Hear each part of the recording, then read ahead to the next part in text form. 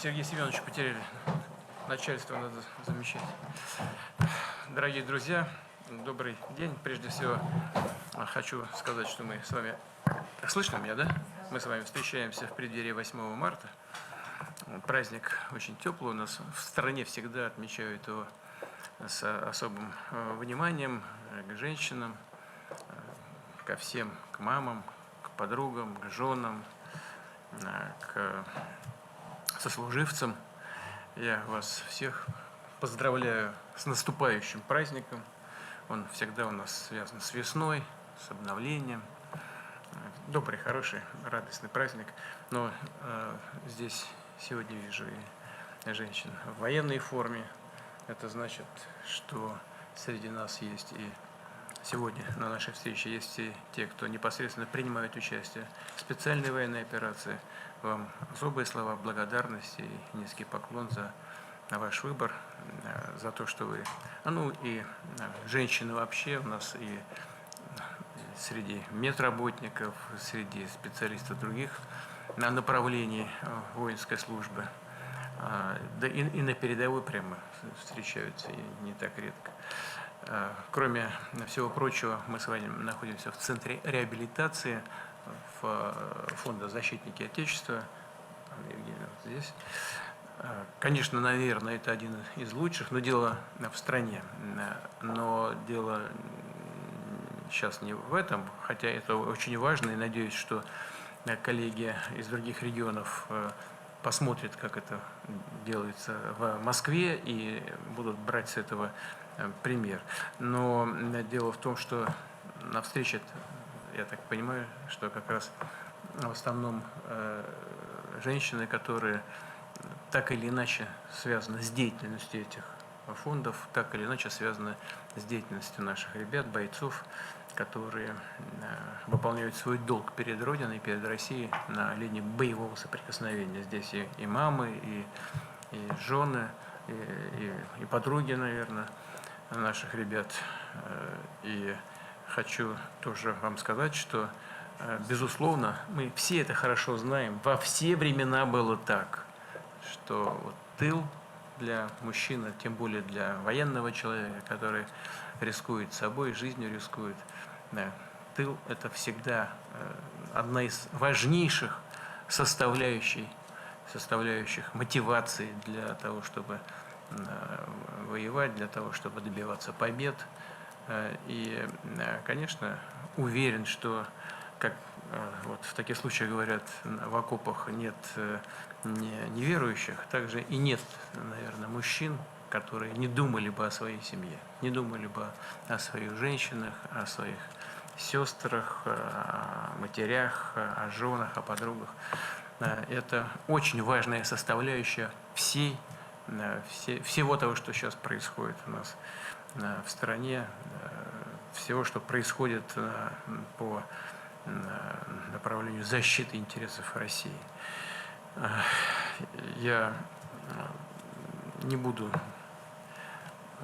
таких длинных речей, монологов произносить. Наверное, будет лучше, если я вас послушаю и по работе непосредственно Фонда «Защитники Отечества», по тем направлениями, которыми вы занимаетесь, ну и вообще в целом по ситуации, которая складывается, к сожалению, иногда складывается и трагически для семей, и для наших ребят, и ранения, и потери, все это связано с боевыми действиями. Все это условия, в которых нам приходится сегодня жить и укреплять нашу страну. Вот, поэтому вы чувствуете это лучше, чем кто-либо другой. Я в вашем распоряжении, если что-то есть, о чем вы хотели бы сказать, а наверняка такое есть. Пожалуйста, слушаю вас. И еще раз поздравляю вас с наступающим 8 марта, с наступающим женским праздником. Спасибо. Уважаемый Владимир Владимирович, вы абсолютно правы. Здесь присутствуют наши сотрудницы, которые работают в филиалах Фонда «Защитники Отечества». Все они приехали из разных уголков нашей страны. Здесь есть жены, мамы наших героев. есть и те, кто потерял своих близких. Здесь есть наши подопечные, мы их так называем, действующие военнослужащие, тоже женщины, которых мы хотели бы поздравить.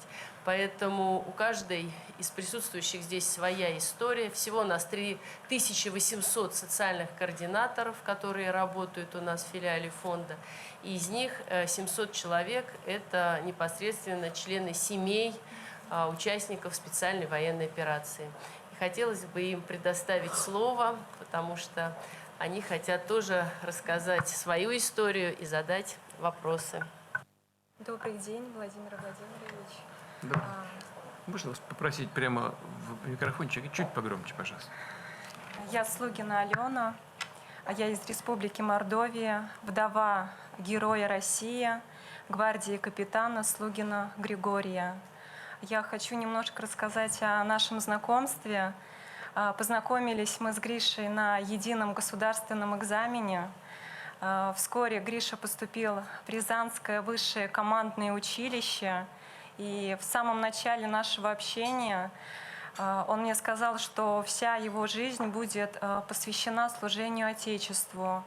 И что большую часть времени он будет проводить на службе. И тогда он у меня спросил, готова ли я разделить вместе с ним его выбор. И я, не сомневаясь, ответила, что да, я готова.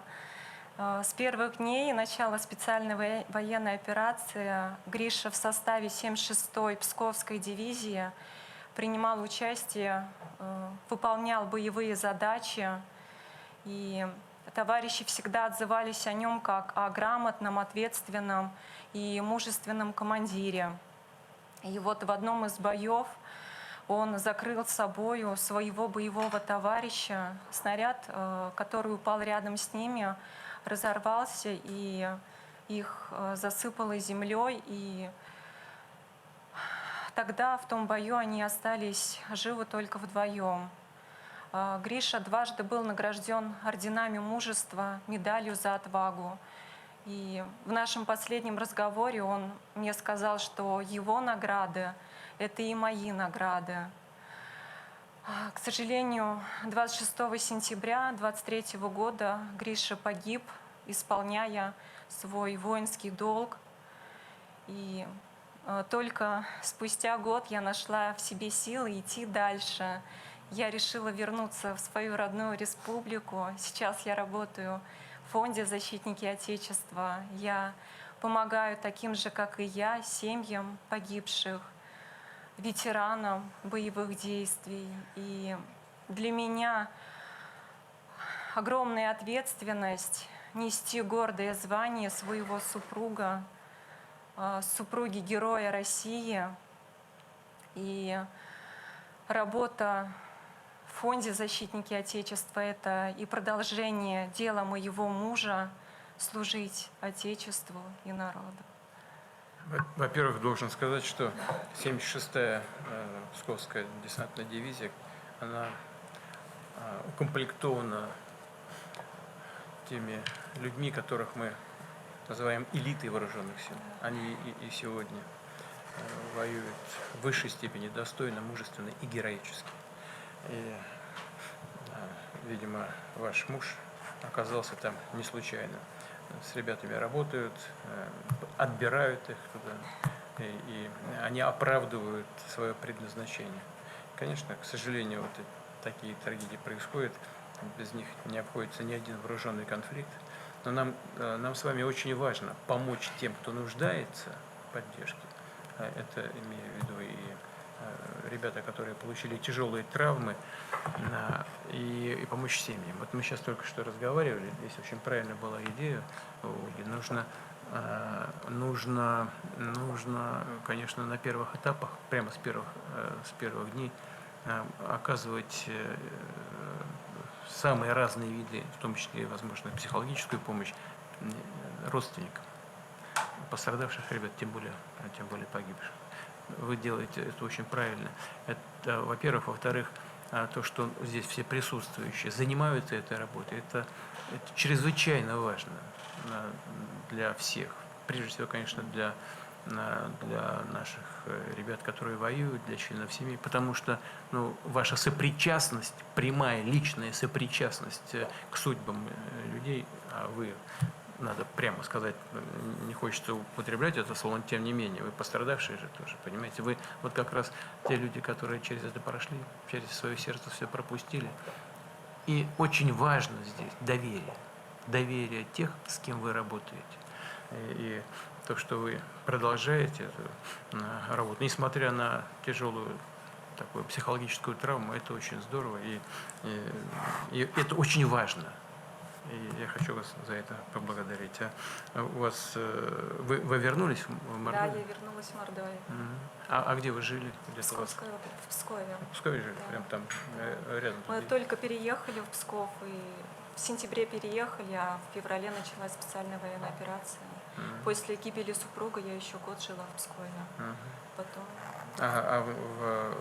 Там где вы живете, в Мордовии? в Саранске. А? В Саранске. В Саранске, да? Нет, там что, у вас квартира? Как? Да, квартира. Квартира, да. А родители вашего мужа? Они живут в селе, где родился мой супруг. Это где? Там же, в Мордовии? Да, в Ардатовском районе. Как у них дела? Бытовые условия там у них, у родителей? Все есть, спасибо. Да. Нормально. И ваше основное место работы в фонде, да? Фонд защитники Отечества. Понятно. Ясно. Глава республики нас хорошо поддерживает, помогает. Да, я с ним разговаривал не так давно. Я знаю. Вам спасибо. А Спасибо. какие-то, может быть, есть пожелания по организации работы фонда? Или все там в целом налажено? Все налажено. А здесь вы посмотрели, походили? Да. Да? Ну, здесь, наверное, так круто, да? Это Сергей Семенович. Да, Сергей Семенович. Но вы знаете, что вот вы здесь побывали и посмотрели, и видите, как организовано. Главы регионов не потому, что им что-то там жалко, что-то они не сделали так, как здесь. Пример нужно это тиражировать. Вот вы вернетесь на места. Наша встреча сейчас будет прозвучит. Коллеги мои в регионах это увидят. Они с удовольствием будут помогать организовывать так, как сделано здесь, в Москве, Сергеем Семеновичем Собяниным. Только нужно подсказать, что конкретно. А я попрошу, чтобы они с вами обязательно встретились и с вас сняли эту информацию по поводу впечатления от московского филиала. Добрый день еще раз. Меня зовут Анна Гочера, я из Белгородской области, живя на приграничье и ощущая вот всю обстановку. В сентябре 22 года 3 мужчин нашей семьи ушли на СВО. Первый супруг, ветеран боевых действий, участник чеченской кампании, затем ушел супруг младшей сестры и через неделю ушел брат. 6 декабря 22 года брат, к сожалению, погиб, награжден орденом мужества. А я с 1 июня 23 года возглавила филиал Фонда «Защитники Отечества». Переход, честно вам скажу, был очень тяжелый, потому что первый рабочий день совпал с событиями. Начался интенсивный обстрел нашего города. Я работала в администрации заместителем главы администрации Шебекинского округа. Вот, да. И я не могла принять, что я должна в этот момент, в эту тяжелую минуту оставить своих коллег, свою команду, с которой я работала много лет. Помогала размещать людей, эвакуировали, расселяли в другие регионы. И вы знаете, только со временем, через несколько дней пришло понимание, что ведь моя помощь должна быть в другом. Я должна забрать на себя все семьи участников СВО, окружить их заботой, вниманием, тем самым дав возможность, освободив другие структуры, чтобы они работали там. Так началась моя новая жизнь. Это не работа, это реально жизнь, это миссия, данная Богом. Ну да, вот вы сейчас точное слово нашли. Это миссия, данная Богом. Но у вас был еще опыт административной работы, Да. Поэтому вы сориентировались в этом. Да. Да, потому что там в таких ситуациях и в таких местах информация как снежный ком или как водопад. Не Да. знаешь, куда бежать и что делать. Я прекрасно понимаю. А вы смогли сориентироваться именно в силу того, что у вас был опыт административной работы. Скорее всего, да, это помогло. Точно, так и есть, конечно. Мы очень много помогаем ребятам. Это и протезирование, реабилитация, адаптация. Но самое важное, как я уже говорила, найти им свое место в жизни. Помочь им с работой, может быть, открыть свое дело. И в 2024 году по инициативе нашего губернатора мы начали реализацию проекта «Время своих героев». В рамках этого проекта мы обучали ребят предпринимательской деятельности. По итогам проекта была защита бизнес-проектов, и они получили грантовую поддержку на развитие своего бизнеса. У нас замечательно есть проект «Социальные контракты». Семьи у нас с доходом ниже прожиточного минимума получают финансирование на открытие ИП, ведение ЛПХ. Но, к сожалению, наши ребята, которые вернулись, они получили выплаты по ранению, выплаты при увольнении. Они не подходят под эту категорию. Не подходит под категорию Прожиточный минимум. нуждающихся. Да. Они не признаются малоимущими. И вот возможно ли, чтобы часть вот этих средств было либо квотированием для таких семей, либо выделен в грантовую поддержку? Потому что многие ребята не хотят возвращаться на прежнее рабочее место. Они стали более уверенными и готовы к открытию и ведению своего бизнеса. Анна, а как по батюшке? Михайловна. Анна Михайловна, вот вы правильно сказали, это направление работы было придумано еще несколько лет назад, в ковидной ситуации, чуть раньше даже мы такое направление деятельности начали развивать, поддержка малого предпринимательства для людей, которые оказались в трудной жизненной ситуации, имеют доход ниже прожиточного минимума. Действительно, ребята наши, которые с фронта возвращаются, по эту категорию не попадают.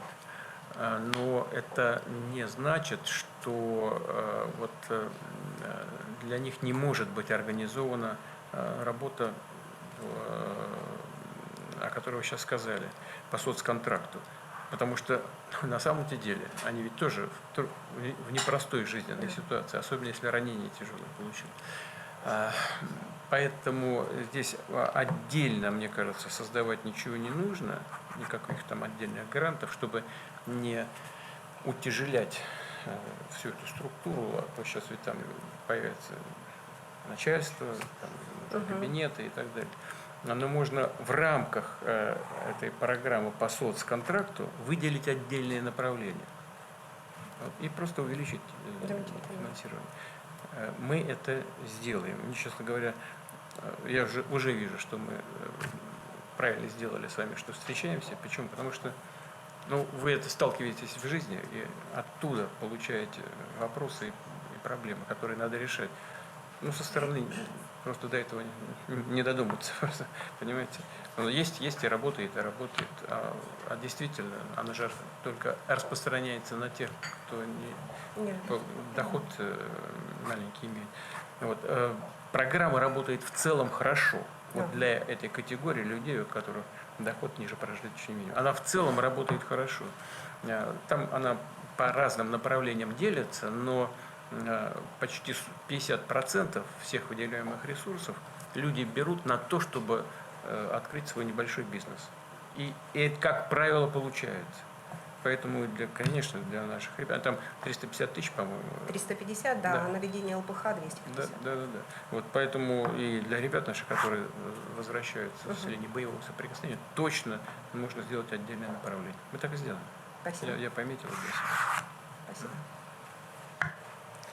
Здравствуйте, Владимир Владимирович. Линник Наталья, я из Донбасса. Я мать 3 детей. Я социальный координатор фонда. В 2014 году украинская власть запугивала нас тем, что наши дети будут сидеть в подвале. Мужчины моей семьи сказали: нет, этого не будет. Мой брат, мой муж шахтер, встали на защиту Донбасса. В 2015 году, к сожалению, мой муж погиб. Мой брат продолжал служить, имея 24 осколка неоперабельных, из них 4 в голове, он продолжал служить. В 2022 году он получил очередное ранение и скончался. Мой сын, студент, в 2022 году пришел в военкомат и был мобилизован и стал на защиту Донбасса. Благодаря вам, вашему указу, студенты были Вернули. вернулся к учебе и закончил образование. А какой вуз или что? Туган Барановского в Донецке. Мы очень вам благодарны за создание этого фонда, за то, что я могу помочь таким же семьям, как моя. К нам приходят ребята, которые служили с 2014 года по 2022. Это ребята, которые не достигли до 30 лет. Они имеют боевой опыт. Они ведь имеют удостоверение ветерана боевых действий, но придя в военкомат для получения военного билета российского формата, им выдают повестку на срочную службу. По-женски, мне кажется, это несправедливо. И еще последним совместным решением нашим с мужем было усыновить ребенка, от которого отказались родители. Мой муж погиб, но я все равно оформила опеку над ребенком. И так в моей семье появилось 3 детей, 2 сына и дочь. А мой младший сын Виталик, я не могу на него сказать, что он опекаемый. Это мой сын. Поделился со мной, что у него есть 2 мечты. Первая мечта – это чтобы скорее наступила победа. А вторая мечта – встретиться с президентом. Владимир Владимирович, помогите осуществить мечты моего сына. Да. Что касается первой, то мы все с вами это делаем. И вы тоже. Вот я хочу это прямо сейчас это сказать. Потому что ваша работа тоже приближает победу. Спасибо. Нет, вот чтобы было понятно. Вот это так и есть, это не преувеличение. Потому что ваша работа, она способствует сплочению общества вокруг наших ребят, которые воюют, вокруг Родины. Вот ваша работа нацелена на это и решает эту задачу. А это важнейшее условие для достижения успеха. Вот говорю совершенно ответственно. Я сейчас не хочу вдаваться в историю далеко, но в России этого не получилось в период Первой мировой войны. Общество начало разваливаться. Сейчас не будем говорить, по каким причинам. Но то, что страна наша не добралась до победы всего несколько месяцев, было связано с разложением общества.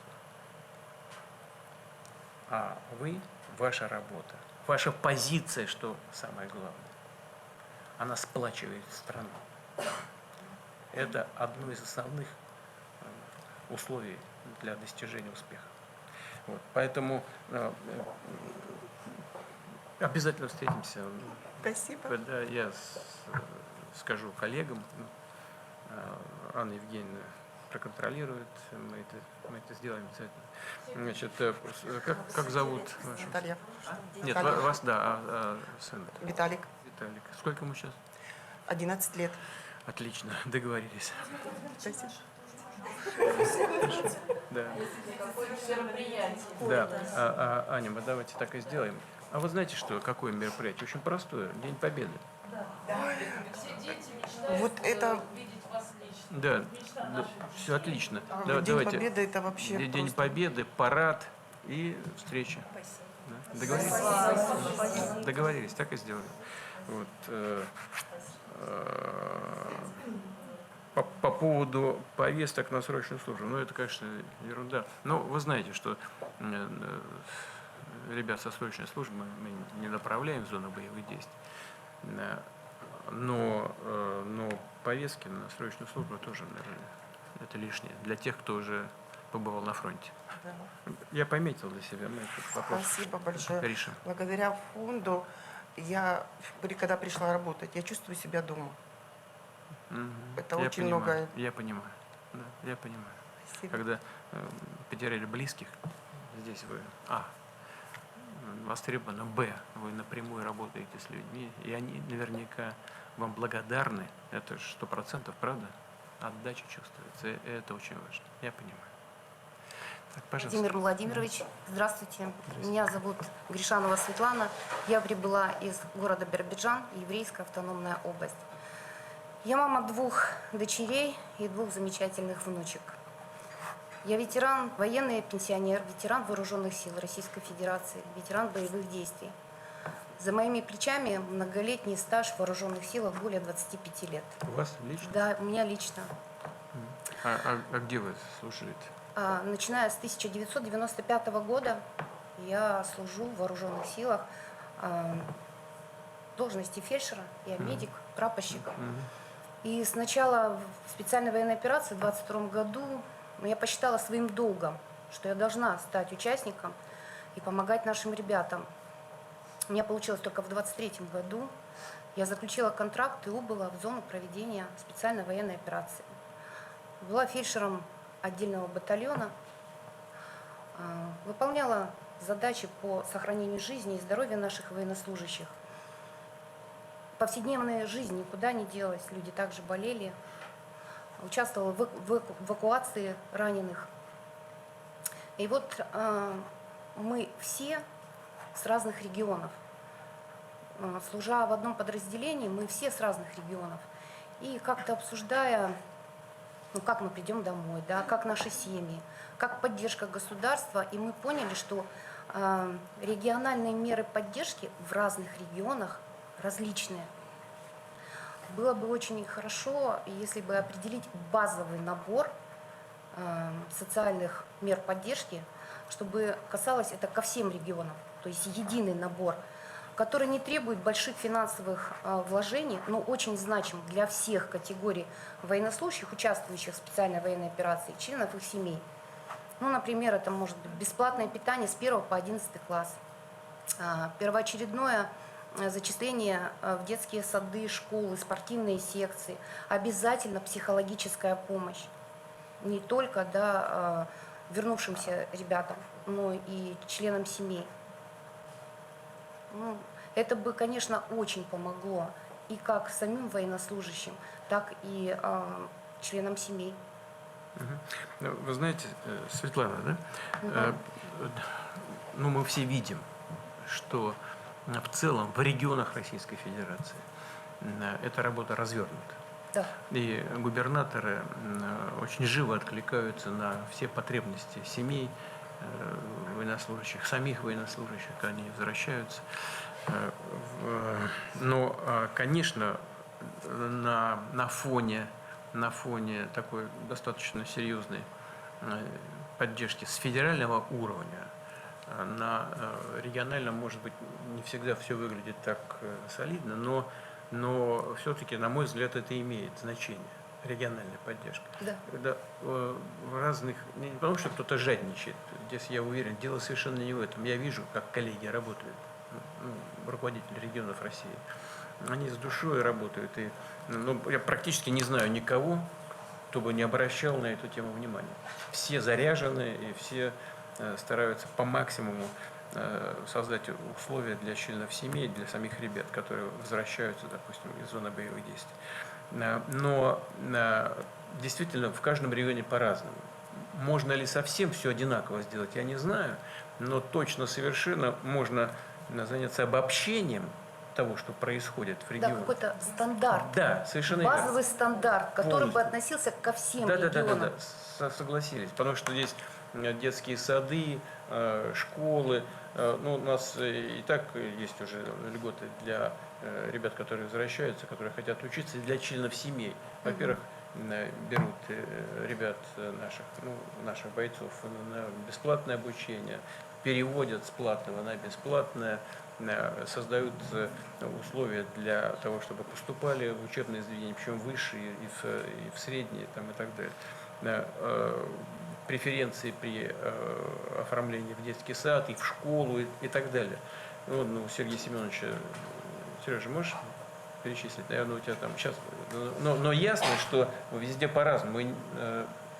Согласен с вами в том, что нужно обобщить и сделать какой-то общий стандарт.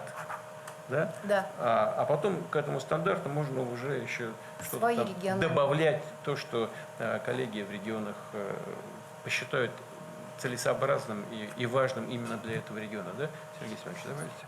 Да, Владимирович, я поддерживаю эту идею. Мы и на Госсовете, на комиссии Госсовета обсуждали с коллегами.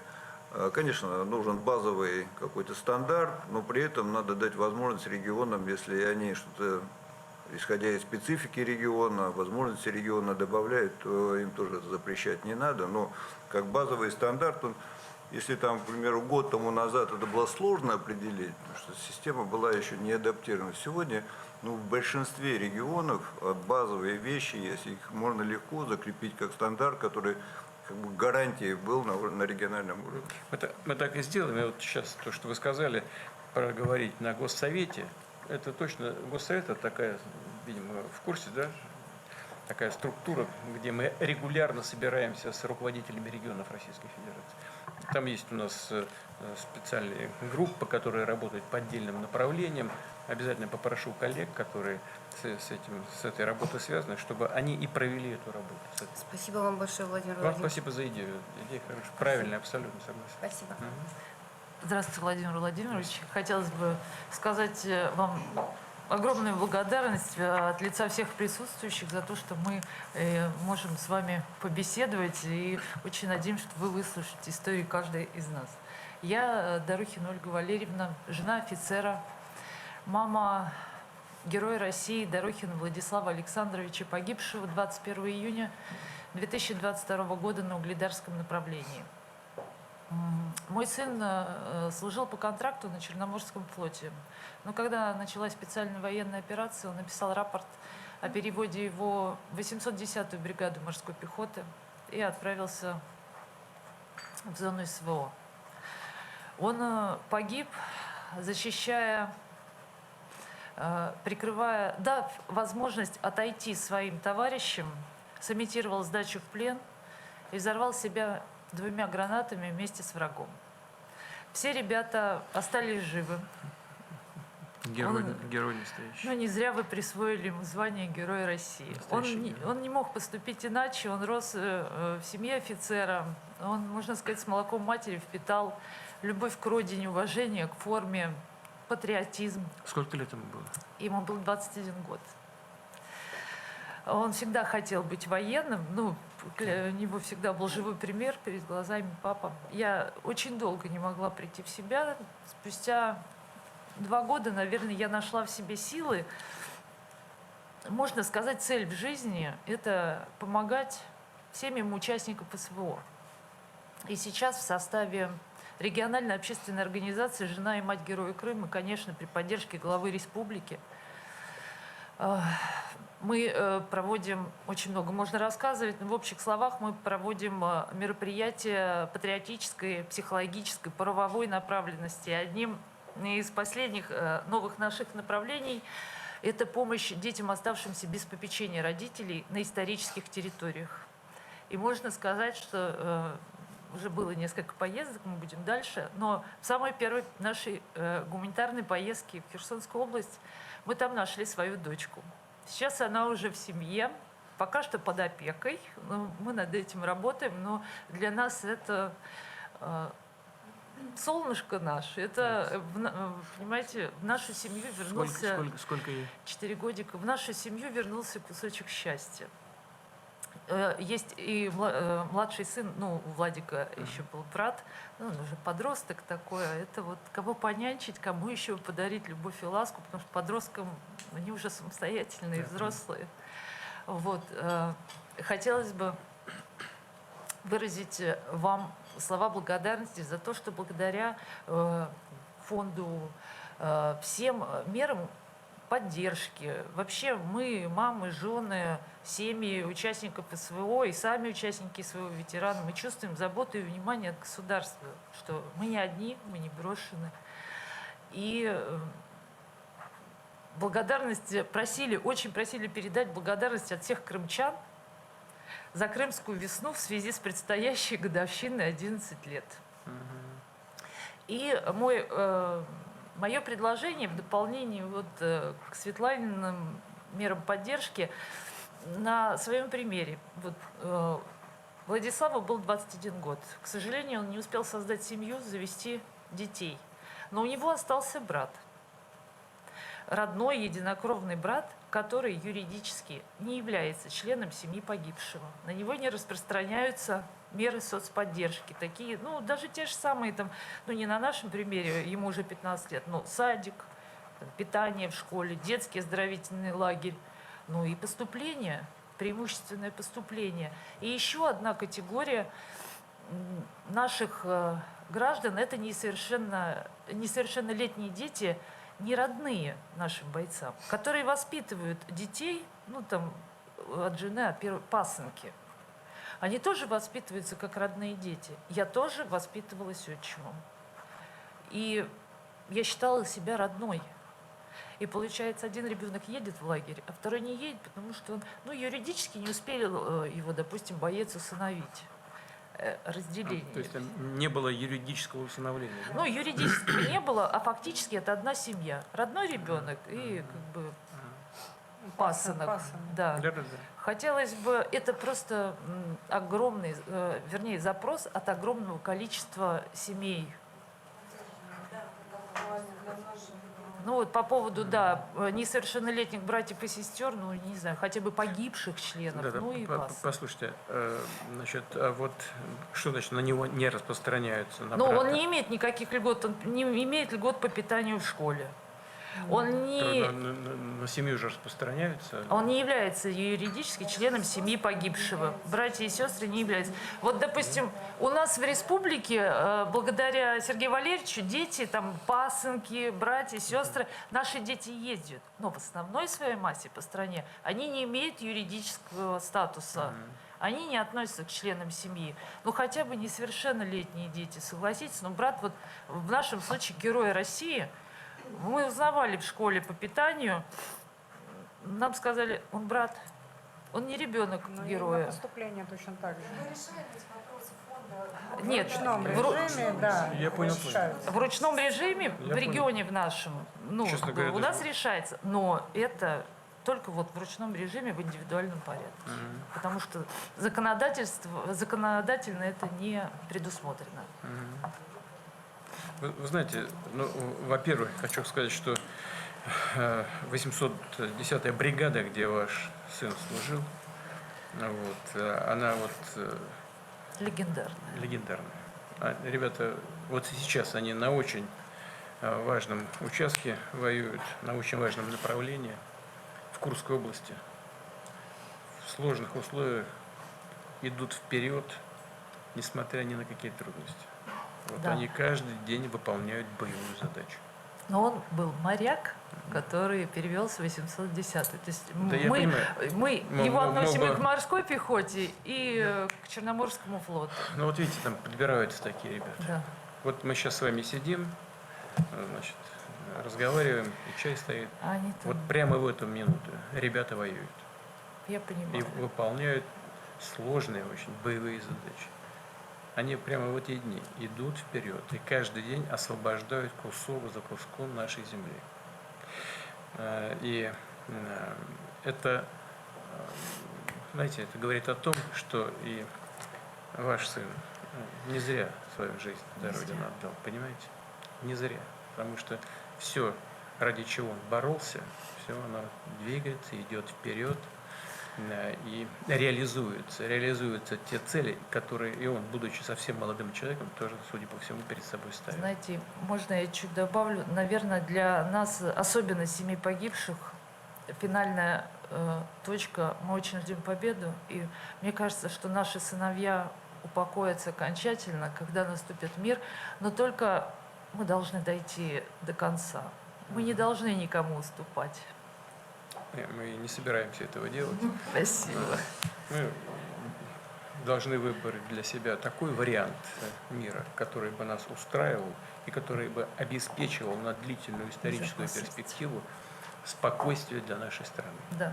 Нам ничего чужого не нужно, но мы свое не отдадим. И свое не свое отдадим. не отдадим. И нам нужен такой вариант, вот именно такой, который обеспечил бы стабильное развитие нашей страны в условиях мира и безопасности. Вот. Значит, спасибо, Ольга Валерьевна, что вы обратили внимание на на вот эти вещи, я уверен, что это, понимаете, такие тонкие вещи, они в голову не приходят сразу. Да, да. Это просто вот тем, с кто опытом, пишет с опытом. правила, законы, они только это в жизнь дают.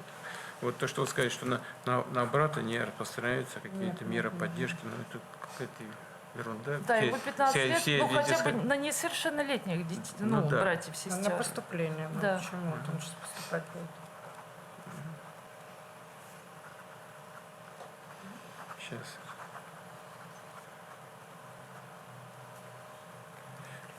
Да, значит, и что касается неусыновленных детей, но которые были членами семьи, ну, согласен тоже полностью. Да. Здесь существуют общепризнанные в любом правовом режиме способы доказывания, но это если есть такая формулировка жили, вели общее хозяйство для мужа и жены, так? Ну, да. Но здесь то же самое. Обязательно это посмотрим. Ну, обязательно. Да. Анна Евгеньевна, вы тоже пометите для себя. Потом поговорим на это. Да, на мы это. пометили, но еще раз подчеркну, это семьи, которые живут в узаконенном браке. Да, я понимаю. Ну, допустим, есть ребенок от первого Да, брака да. у кого-то, у женщины, может быть, ребенок от первого брака. Конечно. Именно это имеется в виду. Да. Я так и понял. Вот у женщины может быть ребенок. Может быть, просто, ну, волной Да. испугались. От первого брака есть ребенок, да, но он мужем не усыновлен. Да, единокровные братья и сестры. Да, или братья. Я понимаю. Я пометил себе обязательно. Спасибо Доработаем. большое. Спасибо. Доработаем обязательно. Здравствуйте, Владимир Владимирович. Здрасте.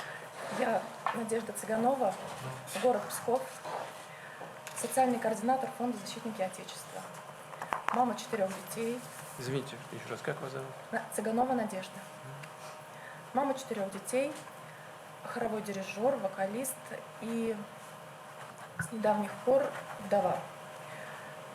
Вдова погибшего в 22 году полкового священника 76-й дивизии Александра Цыганова.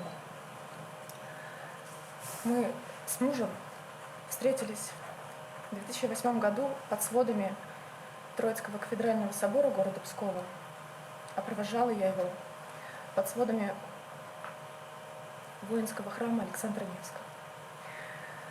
В общем-то, с воинами и было связано все служение моего супруга. Он в этом видел для себя огромный смысл и везде был с ними, и словом, и делом. И не будучи десантником, он прыгал с парашютом, с перворазниками и десантировался на Северном полюсе с разведчиками. И в итоге вообще вошел в команду ЦСКА по парашютному спорту. Вот к концу его жизни у него было 295 прыжков. Конечно, когда началась СВО, вообще не стояло вопроса, где ему находиться. Я в апреле родила ребенка, он познакомился с малышом и уехал в командировку. Он вместе с десантниками, с ребятами, да, из Да. Псковской дивизии? Да, 234-й полк, тоже имени Александра Невского. Ага. И вот несколько командировок у него было, и в ноябре 22 года он погиб.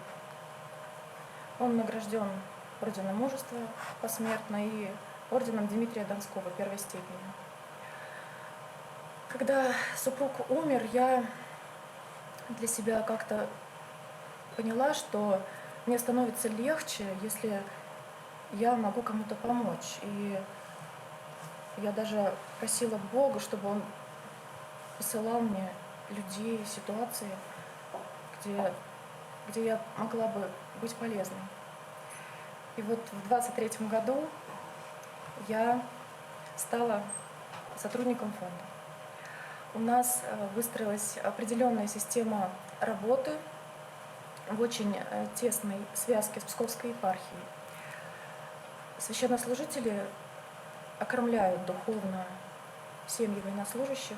Это семьи, где и ждут своих мужчин, и где их потеряли. Идет обучение священников Псковской епархии правильной работе с такими особенными людьми. И еще одна категория такой заботы псковских священников – это сами сотрудники фонда, потому что на этих людях лежит просто колоссальная нагрузка психологическая. Вот. И, Владимир Владимирович, у нас в семье есть очень дорогой, трогательный момент, которым я бы хотела с вами поделиться и со всеми присутствующими. Отец Александр, когда был в командировке, он прислал нашему 5-летнему сыну замечательное стихотворение. Я, с вашего позволения, хочу его прочитать Будьте добры. в память и в честь наших великих мужчин. Позволите? Пожалуйста. Я встану, потому что это сидя нельзя читать. Чтоб быть мужчиной, мало им родиться.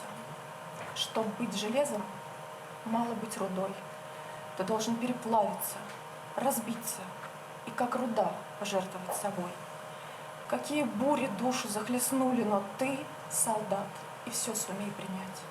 От поцелуя женского до пули. И научись в бою не отступать. Готовность к смерти тоже ведь оружие. И ты его однажды примени. Мужчины умирают, если нужно. И потому живут в веках они. Спасибо. Спасибо. Это он вам прислал прямо из зоны боевых действий, да? Да, он нашел где-то сборник стихотворений в каком-то разрушенном здании и прислал.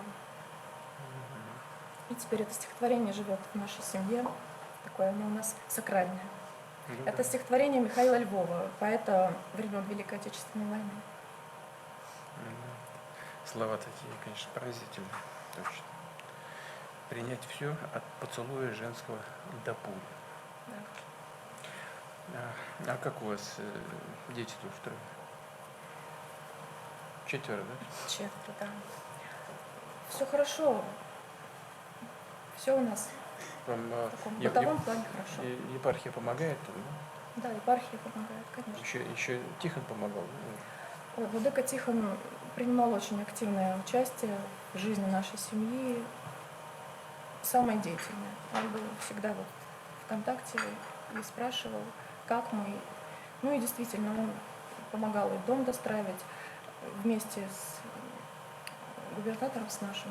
Они как-то вдвоем так взяли нашу семью под опеку, и Все нормально. Все хорошо, да. Спасибо. Ну, вы знаете, да, сейчас, прямо надо сказать, противник предпринял попытку покушения и на жизнь владыки Тихона. Да, у нас Псковская область гудит, потому что все знали этого человека, конечно. Добрались до священника. Хотя он ни с кем не воюет, в отличие от вашего супруга. Да, ну ладно, это отдельная тема. Вы работаете в фонде, да, филиале? Да, я работаю в фонде. Ну, у меня кабинет свой мы оборудовали в епархиальном управлении. Мы встречаемся там с женщинами. Батюшка приглашается, за фондом закреплен священник определенный, их 2 сейчас. У нас чаепитие, разговоры, какие-то поездки паломнические для соцкоординаторов устраиваем. И приглашали, ну, такие своеобразные семинары у нас были из Москвы, какие-то именитые священники, связанные с вооруженными силами. Приезжали, тоже давали свои какие-то напутствия батюшкам нашим. Святейший патриарх Московский всей Руси, он тоже обращался ко мне неоднократно, мы с ним регулярно встречаемся, обращался ко мне с вопросами, связанными с поддержкой священнослужителей, которые находятся в рядах вооруженных сил. И не только православные, но и мусульмане, и буддисты, и иудеи там есть. Значит, вот какие-то, может быть, в этой связи у вас вопросы есть, нет? Что Владимир Владимирович, мы с Анной Евгеньевной это все прямо очень быстро уже порешали. Вы просто отвечаете как солдат, как военнослужащий. Нет, на самом деле я была поражена таким откликом быстрым на нашу проблему, о котором мне сказал вот председатель военного отдела в епархии, отец Алексей, который, кстати, встал на должность именно моего мужа, тоже в 234-й полк. Я ему прям позвонила, говорю: отец Алексей, вы в Пскове? Нет, я не в Пскове, я там. Да, они воюют. Да. Они круто, сильно воюют. Я знаю, 234-й. Да. И он сказал: передай, пожалуйста, Верховному от всех нас, от всех священников, что мы желаем ему помощи Божьей и сил выстоять, несмотря ни на что. Спасибо, спасибо. Главное, чтобы ребята выстояли. Мы с вами не подведем. Да. Спасибо большое. Спасибо вам. Добрый день, Владимир Владимирович. Пожалуйста. Федосова Татьяна, филиал Государственного фонда «Защитники Отечества» по Смоленской области. Мой муж – действующий военнослужащий, ветеран боевых действий, участник СВО с самых первых дней, с самого начала. Сейчас находится на Курском направлении. У нас 3 детей. Смоленск – это самый древнейший, один из древнейших городов в нашей стране. Город Щит.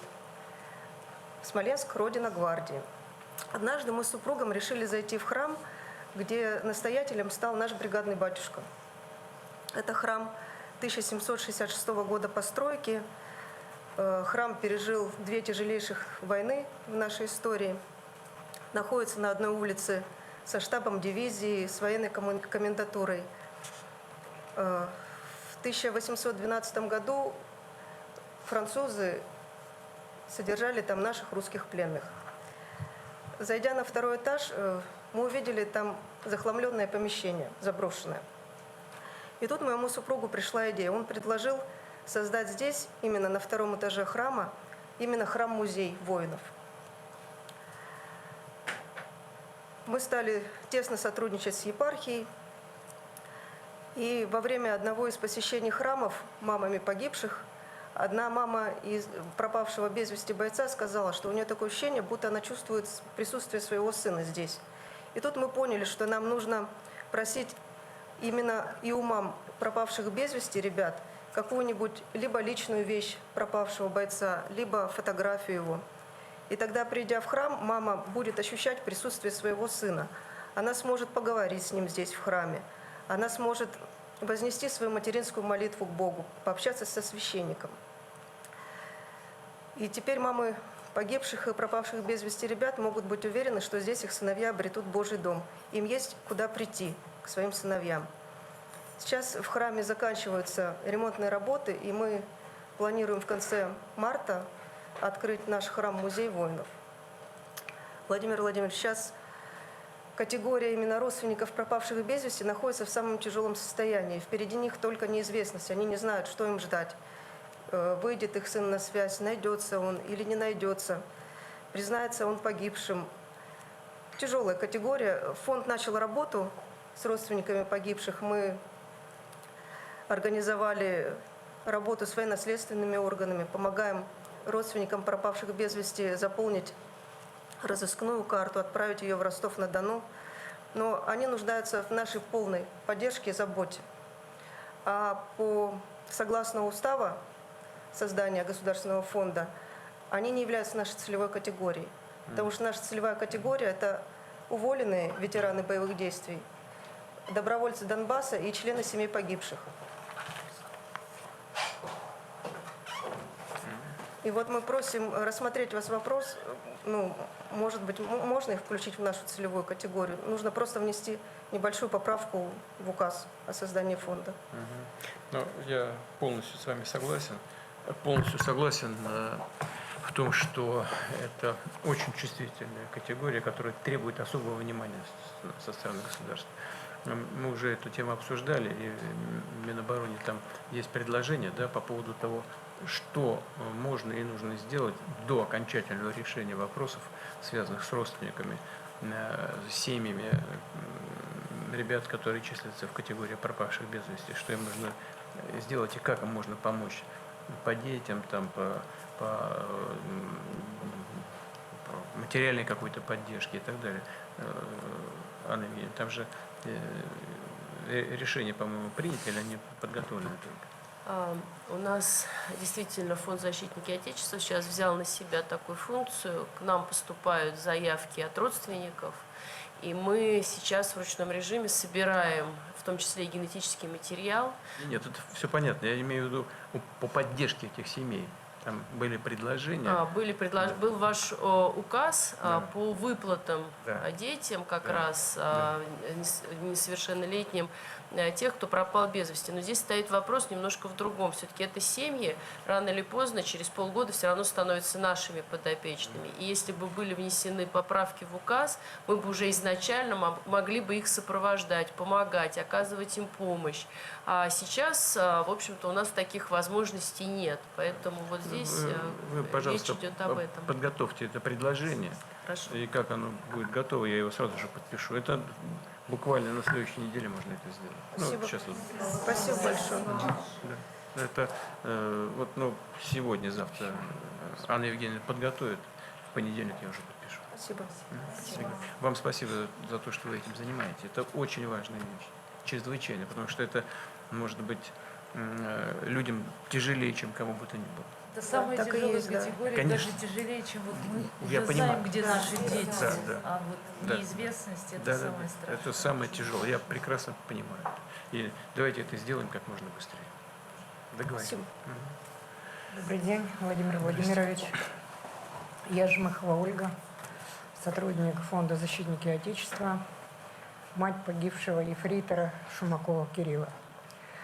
Шумаков Кирилл родился 9 мая в городе Донбасс. Он был кандидатом в мастера спорта, кадровый военный, профессиональный снайпер разведки ГРУ 76-й дивизии, 2-й отдельный отряд специального назначения. После прохождения службы в Сирии он ушел на СВО. Сейчас они тоже в Курской области воюют. Я знаю. Посещаем, помогаем. 8 марта 22 года ребенок позвонил, поздравил меня с 8 марта. Но 28 марта я узнала о гибели ребенка. О подробностях гибели было практически ничего не известно. Абсолютно вообще ничего. И ровно через год, на 8 марта, мне позвонил его друг с Пскова, сослуживец. И согласился рассказать мне о событиях того дня и отдать мне лично в руки его именной шлем. Для меня это был самый дорогой подарок. Был приказ выйти на высоту всему отряду. Выйти на высоту, взять огонь на себя и тем самым обозначить противника, точку противника. Ребятам давно было 3 дня принять решение. И все понимали прекрасно, что это дорога в один конец. 3 друга, 3 товарища. Это приняли решение. Они знали, на что шли. Мой сын позывной Гимли с Курска, поэт с Красногорска и Дэнни с Тулы. Они с заданием справились. Тем самым уменьшить потери отряда. После всех событий мне нужно было взять себя в руки, потому что у меня 15-летний ребенок, Ванюша, и мама. Я стала ездить на фронт. А перед этим у меня была встреча с монахом Лаврентием, который дал мне 2 совета, которые мне и помогли встать. Первый совет он мне дал: Оля, научись радоваться за ребенка. Он у Бога, у престола Господня. Научись за него радоваться. А второй был совет: неси добро. И с 22 года я стала ездить на фронт к ребятам, помогать сначала в зону СВО, теперь на КТО, на Курскую область. В 23 году мне предложили стать сотрудником Фонда «Защитники Отечества», на который я, конечно, откликнулась, не задумываясь. Работая с семьями погибших военнослужащих, Мы сталкиваемся с многими проблемами, но хочу вот обратить ваше внимание на одну из них. Выплаты приходят членам семьи погибших в равных долях на всех также несовершеннолетних детей. Но есть семьи, к сожалению, они есть, не социально благополучные. И мамы тратят выплату ребенка за гибель отца, не учитывая интересы детей, и когда они становятся совершеннолетними, то есть ребенку и не за что бывает и поступить, и нет своего жилья. То есть мама их потратила так, как хотела. Поэтому к вам большая просьба найти механизм защитить эту выплату для этих детей и решить вот этот вопрос, чтобы они были потрачены в интересах детей, как-то найти просто этот механизм. То ли это какие-то будут счета, то ли, но чтобы, опять же, они не попали под инфляцию, потому что они должны будут Через опеку. долго... Ну, механизм, я думаю, Владимир Владимирович придумает.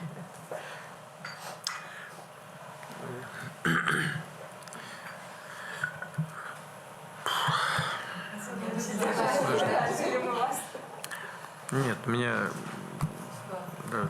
даже не вопрос социальный, а вопрос такой вот, связанный с сыном. Ну, ладно, мне трудно комментировать. Парни, конечно, герои, что ж там говорить. Сознательно, когда идут на гибель, чтобы спасти жизни своих товарищей. Это, но я не знаю, это мне кажется, ну, наверное, во многих странах, наверное, это возможно, но только в России, мне кажется, это возможно в таком вот виде. Да. Это, конечно, характерно для нашего народа. Характерно для нашего народа. Здесь вот говорили про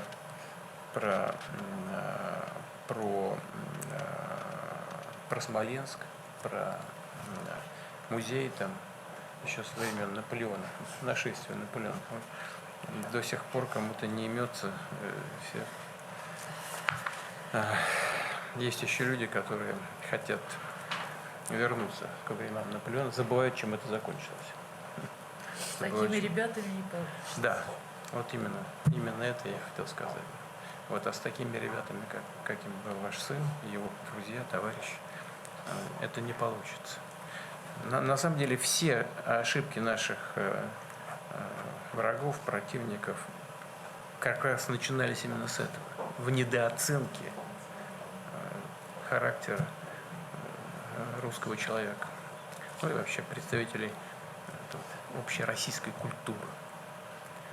Вот, потому что я встречаюсь с людьми с разных национальностей, так, из России. Но какая-то у нас все-таки есть что-то, что объединяет всех нас, людей, живущих на этой земле. Это совершенно очевидно. Вот. Еще хотела вас поблагодарить, да. Владимир Владимирович. Мне есть чем сравнить, когда погиб мой сын, защитников Отечества не было. И сейчас, когда есть этот фонд, просто есть сравнить с чем. Я вас благодарю сердечно за вашу идею создать защитники Отечества. Да, это вот это так же, как платформа подготовки ребят, которые возвращаются из зоны боевых действий, значит, для получения ими образования, там, достойного места работы и так далее. Время героев вот эту платформу мы сделали. Ну, а еще раньше фонд «Защитники Отечества». Знаете, это тоже в голову приходит после общения с людьми. После общения с людьми. После общения с членами семьи, с самими ребятами. Да. Вот и идея фонда пришла. Там долго думали, как организовать его. Ну, в конечном итоге, мне кажется, мы выбрали наиболее оптимальные варианты организации этой работы. Вот. Да. Что касается вопроса, который вы поставили, выплаты выплаты в равных долях там приходится на всех членов семьи, в том числе и на несовершеннолетних детей. Можно ли как-то защитить те средства, которые должны приходиться и приходятся на несовершеннолетних детей? Ольга, вы меня попросили подумать. Вы знаете что? Я сейчас скажу без всякой иронии. Это мы можем только вместе с вами подумать. Потому что вот так вот семьям сказать, знаете что? Вот вы от государства получаете столько-то за это, столько-то миллионов за это, в общей сложности получается там, ну, если посмотреть на круг, там 13 с лишним миллионов может получиться, да? Но часть средств вы не имеете права тратить. Это сразу как бы... Да, я понимаю. Да, я понимаю. Да. Я не говорю нет. Я не говорю, что так нельзя сделать. Но вы должны меня понять, и я уверен, что многие согласятся с моей логикой. Это значит, мы априори не доверяем мамам. А вот сначала надо признать неблагополучие. Сейчас, Сережа. Ну, да. Если уже признаны, да. Вот здесь вот это вот более конкретно. Да, вот согласен. Если так, то так. А если не состоят, обращают внимание вот то, что фонд говорит, потому что мы видим, мы выходим, мы наблюдаем, ну, реагировать на наши вот эти сигналы. Чтобы могла контролировать, смотреть, что действительно эти деньги... Комиссию создавать, не просто так. Детские счета открыты, и когда родители приходят, по типу, когда продажа квартиры идет, и там есть часть несовершеннолетних. И все равно родители приходят в опеку и показывают документы, что да, я продала часть, но я его не ущемила. Либо я на счет деньги положила, либо я там же, в другом жилье, ему выделила квадратуру, то есть я не ущемила права. То есть вот по типу вот этого. Нет, сначала опека должна дать разрешение на продажу его доли и тут же в течение суток купить... Я понимаю, я понимаю и согласен с вами в том, что одна из важнейших задач для государства – это обеспечить будущее детей. Но это, понимаете, я уже где-то говорил, значит, ну вот если трагедия случается, погибает человек, да, товарища нашего нет, а мы есть. И мы должны подумать о его детях. Я согласен. И вот если возникает такая ситуация, когда, значит, семья неблагополучная, а, к сожалению, такое бывает в любом обществе, и в нашем тоже, но надо все-таки принять, если принимать это решение, то оно должно быть таким, чтобы не ставило в ложное положение семьи, не ущемляло бы женщин, не ущемляло бы маму, понимаете? Вот. Но чтобы априори мы не исходили из того, что мама может как-то ущемить своего ребенка.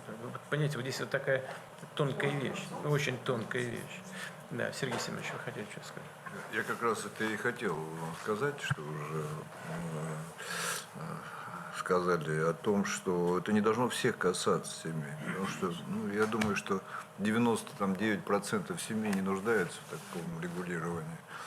Мы в результате из-за того, что какая-то маленькая доля семей является проблемными, начнем влазить в жизнь обычных нормальных семей, которых подавляющее большинство. Поэтому такие меры можно, наверное, предпринимать, но это как раз вот правильно сказали, те, которые научат эти семьи как неблагополучные, либо по предложению фонда, особый мониторинг создать, какой-то индивидуальный подход. Просто так вот какой-то закон принять, это будет не очень хорошо. Но какие-то, мне кажется, такие все-таки индивидуальные решения должны быть больше степени. Фонд, понимаете, при всем огромном уважении к вам, к фонду в целом, к тем людям, которые работают, мне кажется, все-таки опасно наделять фонд правом определять. Предложению органа опеки, органы опеки.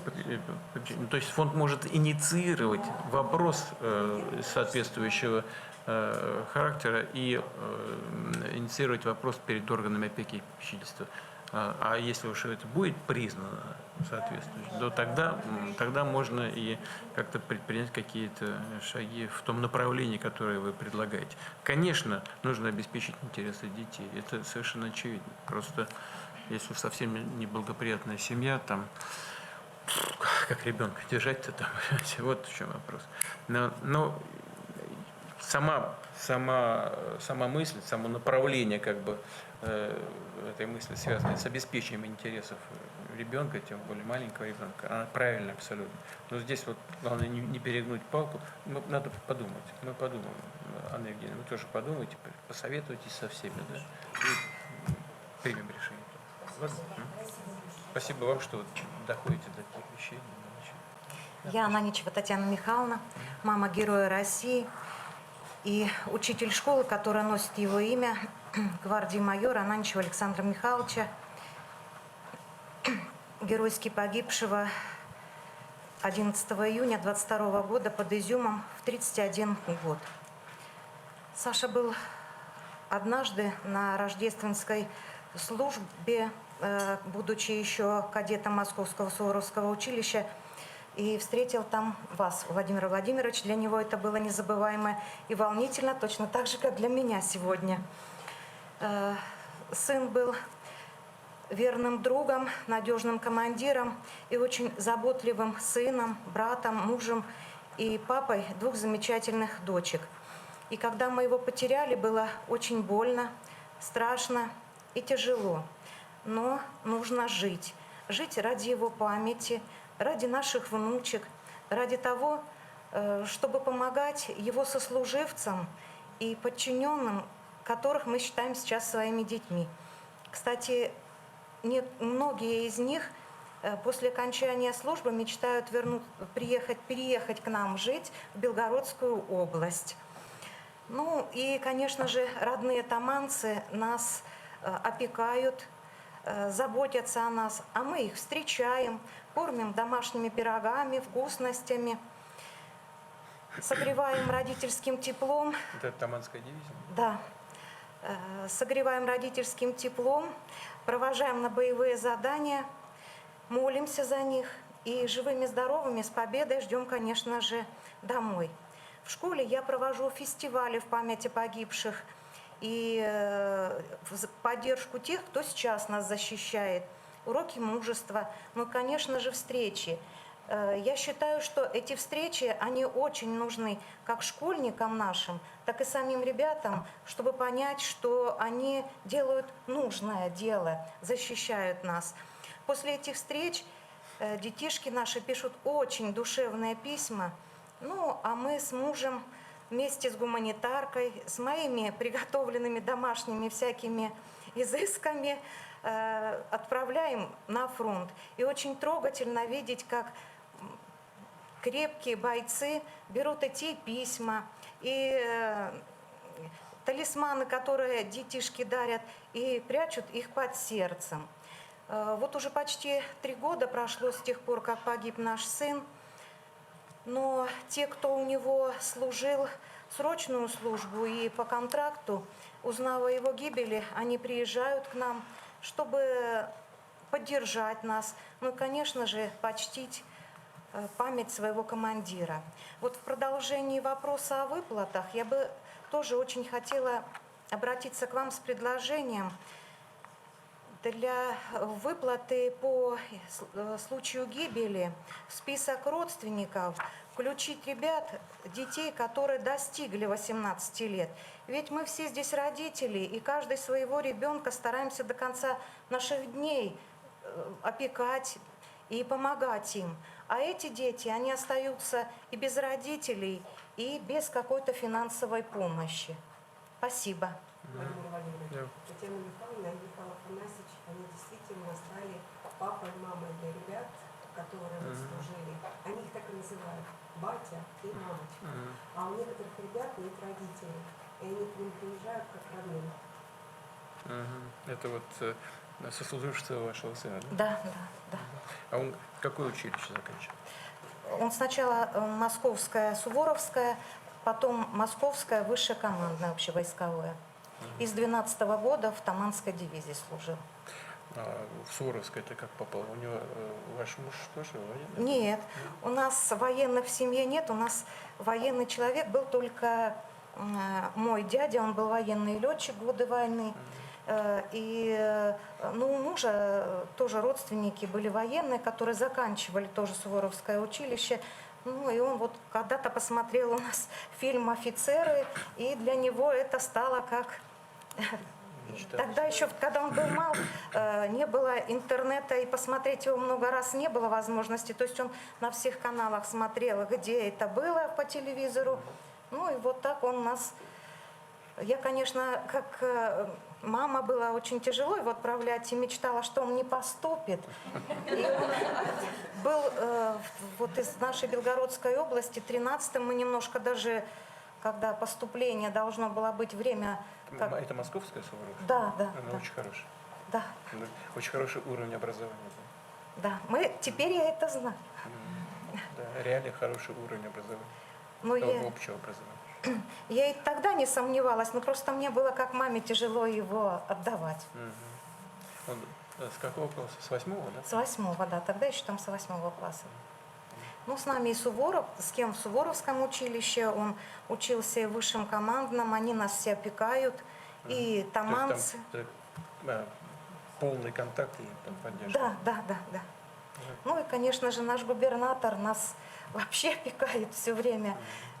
Вячеслав Владимирович, это, не знаю, дай Бог ему здоровья и сил, чтобы выдержать все наши испытания. Ну и самое главное, всем собравшимся мира со всех больших букв. И победы. Да. Спасибо. Вот что касается поддержки молодых людей, детей, там сначала детей, потом молодых людей, которые достигли 18 лет. Ну, понятно, чем руководствовалось государство, да, когда в первую очередь говорили о несовершеннолетних детях. Надо понять, как и по каким направлениям государство сможет сопровождать других членов семьи, достигших совершеннолетия. Ну, мы с вами понимаем, да, что человек становится взрослым, становится на ноги, сам получает образование. Надо понять, где, по каким направлениям нужно сопровождать, как сопровождать, что сделать. Но то, что нужно обратить на это внимание, да, точно, согласен. Ну, я вот мы же как семья получили тоже выплаты, Да. мы все делили все поровну. Мы как родители, конечно, посчитали, что их нужно-то деткам, но я думаю, что и в каждой семье, если в ту же сумму включить этого ребенка, я думаю, что не обидятся они. Да, как же он остался без родителя и без финансовой помощи? Понятно. Это дело даже не в увеличении, а дело в том, чтобы они все... Нет, в список, их только включить в список, да. Ребенок несовершеннолетний, а другой есть уже 18, и он уже не попадает. Но он же такой же ребенок. Владимир Владимирович, тут смысл такой, что правоприемниками этих выплат становятся родители, несовершеннолетние дети. То есть нагрузки финансовой на государство нет. Просто в права включить еще и совершеннолетних детей. Просто чтобы в равных долях они были распределены. Мы сейчас проводили аналитику. Большинство этих детей – это студенты. Все-таки воюют достаточно молодые люди, и даже если это совершеннолетние дети, то это все-таки дети-студенты. А им, конечно же, тоже бы, ну и по праву справедливости хотелось бы быть включенными в наследование, а во-вторых, для них это тоже важные подъемные, которые позволят им учиться и, в общем-то, продолжать свое развитие. Вот о чем идет речь. Напишите мне. Да, хорошо, спасибо. Хорошо, спасибо. Спасибо большое. Спасибо. Уважаемый Владимир Владимирович, я Тахчукова Ася Азретовна из Республики Карачаево-Черкесия. Я супруга участника специальной военной операции, мама 4 детей, действующая участница специальной военной операции, ветеран боевых действий, медицинская сестра и медицинский психолог. В 2022 году, 24 февраля, мы с супругом смотрели новости по Первому каналу.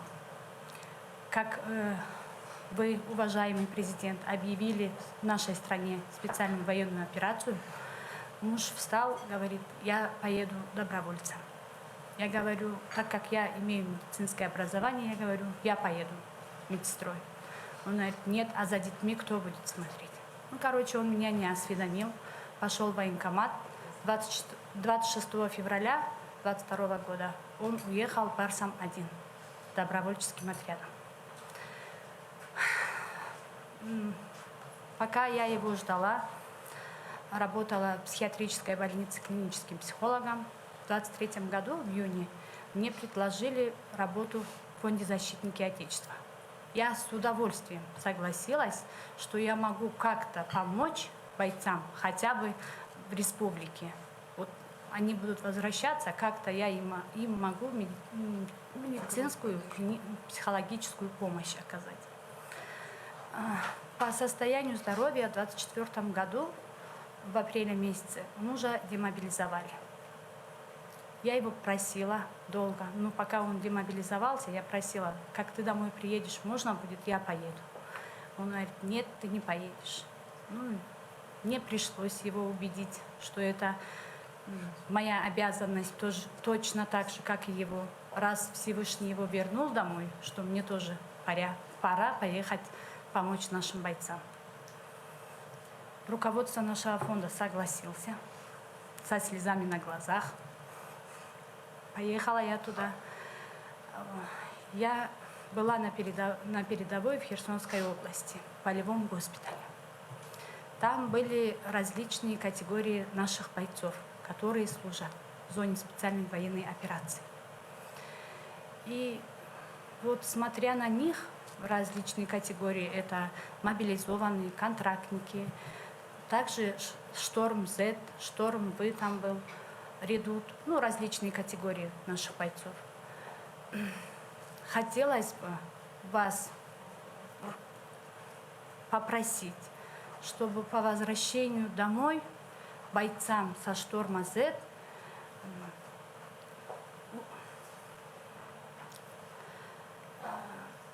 чтобы они получили статус ветерана боевых действий. Они не получают? Нет, вот я работала в фонде «Защитники Отечества» перед тем, как уехать в зону СВО. Они к нам в фонд обращались с обращениями. Но мы, так как у них нет ветерана боевых действий и статуса ветерана боевых действий, мы не можем. Мы обделены этих прав им помочь. А парни на передовой все равны. Они, вот, ну, я на них смотрела, они друг друга поддерживают бок в бок, рука в руку. Каждый старается друг друга поддержать там. И они даже сами себя там психологически поддерживают. Даже там, ну, мы порой и не нужны бываем вот, даже этим бойцам. Вот, я от них слышала, что вот, ну, они верят в Бога, в первую очередь, а во втором случае они верят в вас. Они там говорили, как наш президент скажет, так и будет в нашей стране. А мы все верим в них. Я лично от них вот сама своими ушами слышала, вот, что они вам очень благодарны. Просто и в конце можно я скажу пару слов?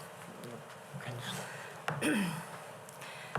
Мы непобедимы, мы сильны духом. Мы должны гордиться, ценить и защитить нашу Родину. Ну, лучше не скажешь. Так и будем делать. Извините, пожалуйста, я не расслышал. Как вас зовут? Тохчукова Ася. Ася. Ну, во-первых, интересную историю рассказали. Я до сих пор не понимаю, как муж с Карачаево-Черкесии, да?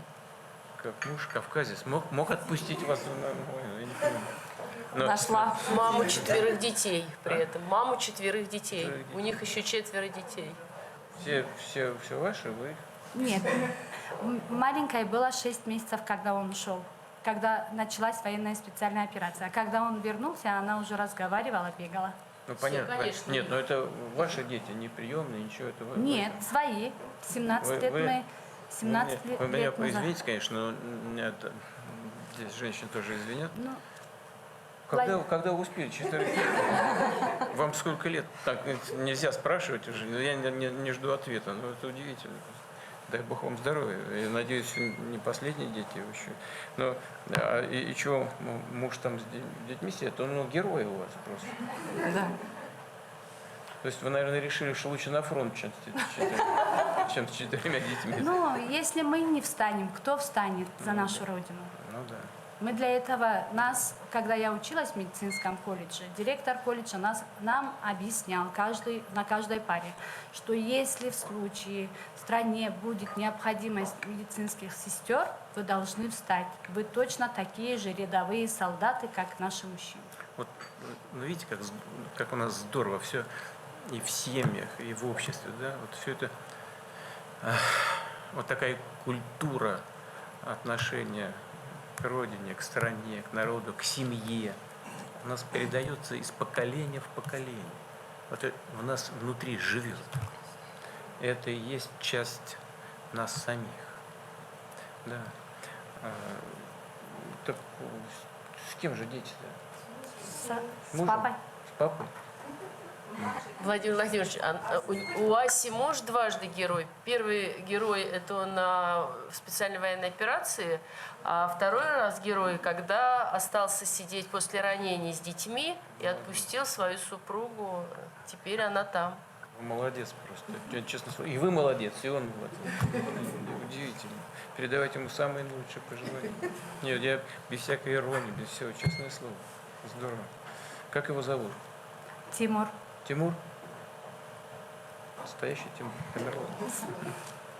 Здорово. Значит, по поводу статуса ветерана боевых действий для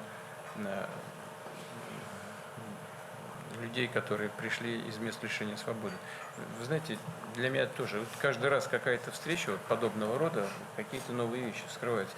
Я уже много раз говорил о том, что для страны, для Родины, для народа нашего, не важно, как человек оказался на передовой, важно, что он там есть и пришел туда на самом деле добровольно и сражается за Родину.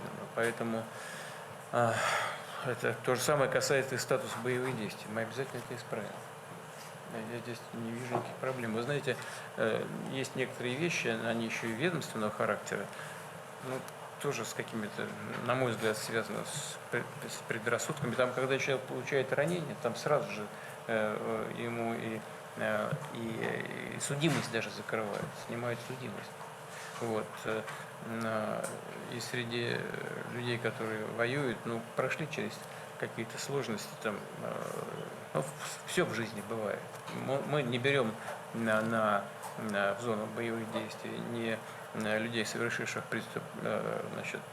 преступления, связанные с сексуальным насилием в отношении малолетних, не берем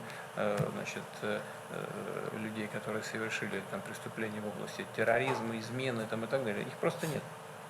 Вот. Ну а в зоне боевых действий их просто туда не берут. Но для людей, которые совершили в силу разных обстоятельств, ну что там говорить, мы же все люди, все бывает в жизни, да? Вот, какое-то правонарушение, но добровольно оказались в зоне боевых действий, сражаются за Родину, что же, они должны все быть поставлены в одинаковое положение. В том числе это касается и статуса ветеранов боевых действий. Сделаем обязательно. Сделаем. У нас сейчас у нас вот совсем недавно я познакомился с одним из материалов, я так регулярно этим занимаюсь, и руководству министерства говорю, представить к званию Героя Российской Федерации. Он говорит, да, хорошо. Потом разговариваю с одним из руководителей, говорит, нельзя. Я говорю, почему? А он из мест лишения свободы. Я говорю, ну и что? Ну, человек точно достоин звания героя. Ну что ж теперь сделать? Так вот в жизни сложилось. Я еще посмотрел, за что он оказался в местах лишения свободы. Ну, такая бытовая вещь. Бывает. Вот, он вел себя как герой, реально. Поэтому присвоили герой. Ну и это то же самое. Статус ветеранов боевых действий, конечно, должен присваиваться тем, кто воюет там, и воюет достойно. Сделаем это.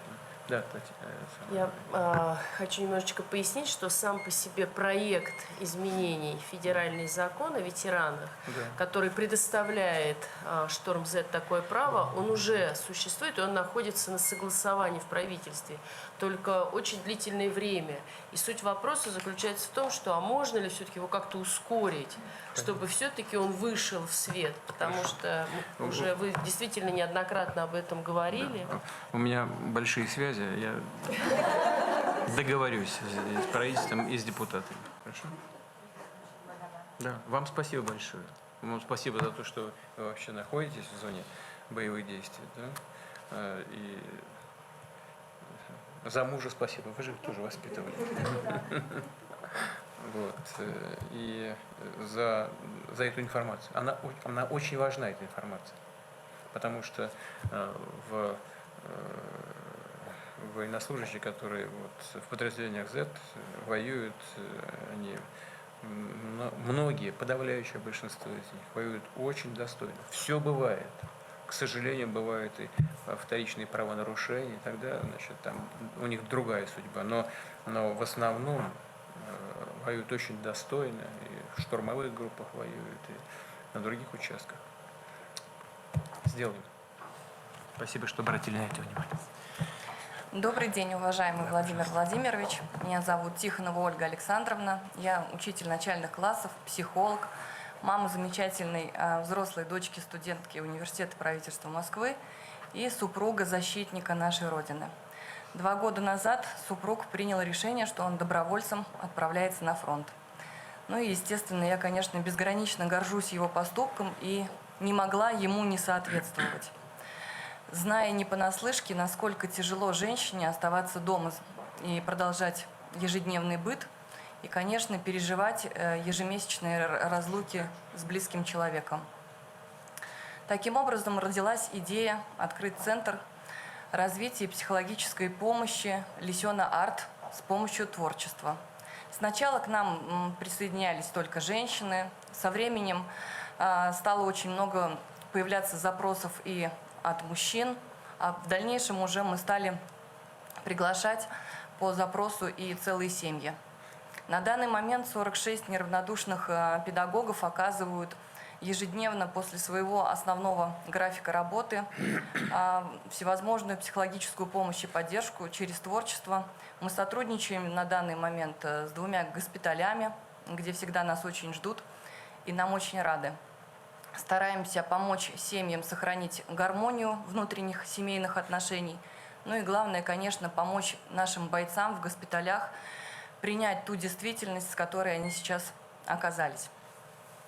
Поистине хочу сказать, творчество творит чудеса. И тому пример из моей личной семьи. Дочка с волонтерами отправила папе рисунок на фронт с надписью «Папа, я жду тебя дома».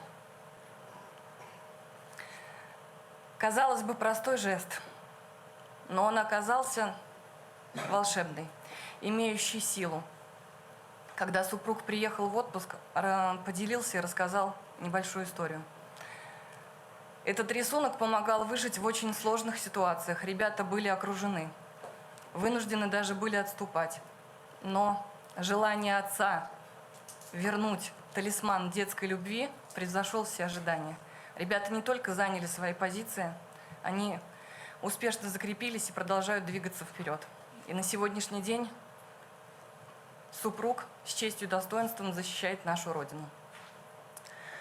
В преддверии самого главного праздника в нашей стране, это 80-летие Победы, в год защитника Отечества моя команда разработала положение о Всероссийском патриотическом фестивале, назвав его «Папа, я жду тебя дома». В данном фестивале могут принять участие все возрастные категории, и это тоже не случайно. Я ежегодно со своими учащимися прихожу к нашей замечательной Сосницкой Ларисе Дмитриевне, это участник Великой Отечественной войны, которая с нами поделилась в свое время и рассказала, как она в детстве боролась со своим страхом. Она также рисовала своему отцу рисунки на фронт. Так вот, сегодня, имея честь и возможность, хотелось бы очень обратиться к вам, поддержать наш проект и эту инициативу. Спасибо большое. Так, извините, имя, отчество? Тихонова Ольга Александровна. Ольга Александровна. Значит, а вы же уже его осуществляете, этот проект. Что нужно для того, чтобы он как бы тиражировался? Информационную поддержку оказать и поспособствовать, чтобы все организации максимально поддержали нашу идею. Просто информационную поддержку или что-то там материально поддержать как-то? Что нужно сделать, чтобы это пошло, что называется, пошире? Ну, если есть такая возможность оказать финансовую поддержку для закупки призов, для награждения всех победителей, участников данного конкурса, мы были бы очень признательны и благодарны. Да, ну это несложно, мы сделаем. Вам спасибо за идею. Вы знаете, я когда встречаюсь с ребятами, с нашими, бойцами, и когда, во всяком случае, так было до недавнего времени, когда говоришь о необходимости там, психологической поддержки, какого-то сопровождения, вы знаете, у них реакция отрицательная. Да, нам не нужно никакой психологической поддержки. Что я, еще скажу, что я псих какой-то. Именно поэтому мы, приходя в госпиталь, уже пытаемся, да. Да. Вот. Но на самом деле вы абсолютно правы. Здесь нужна психологическая поддержка и членам семей, и самим ребятам нужно. Потому что просто люди тогда иногда просто не понимают, что им такое сопровождение необходимо, потому что находиться постоянно в состоянии стресса, это не может не отражаться на человеке. И это психологическая, это не психиатрическая помощь, а психологическая помощь через творчество. У нас это все и возникло на личном примере. У супруга боевой товарищ вернулся с ампутацией, да, и в семье начались очень большие разлады. Тем самым я понимала, что в этой семье нужна помощь, но нужна настолько корректная и точечная. И вот мы приглашали их на всевозможные творческие встречи, арт-лаборатории. И когда спустя определенное количество времени этот человек мне говорит: спасибо вам большое, что вы помогли сохранить мне семью, потому что в тот момент я не понимал, что со мной происходит. Но помощь эту мы оказываем непринужденным способом, с помощью творчества и рисования, лепки из глины и так далее. Письма, о которых вы сказали, дети отправляют миллионами. Да, мы это точно так же имеет огромное значение. Присоединяемся к отправке гуманитарной помощи, именно рисунки и письма. Они бесценны. А идея, она очень хорошая. Через творчество это вот, наверное, прямой путь к душе и сердцу. Это точно. Поэтому обязательно сделаем. Спасибо вам большое. Обязательно поможем и поддержим. А вы где это делаете? В каком городе? Здесь, в Москве. Я из Москвы, да. Я даже знаю, кто вам поможет. Правда? Мы знаем с вами этого человека. Прекрасно. И он Сергей Семенович.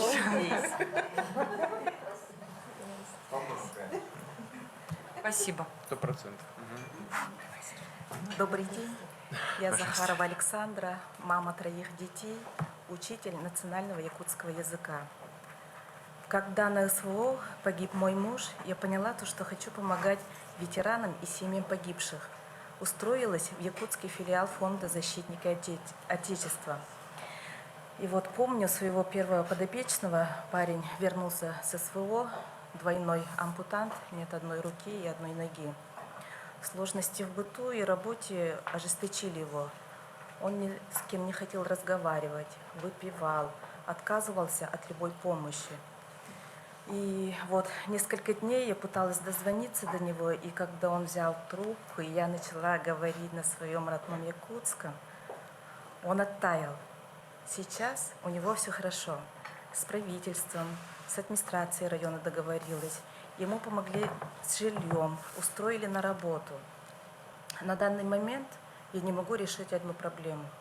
Для людей с ограниченными возможностями нужна специальная одежда. Государство обеспечивает адаптивной одеждой, как ТСР, однако эта одежда не учитывает современные требования.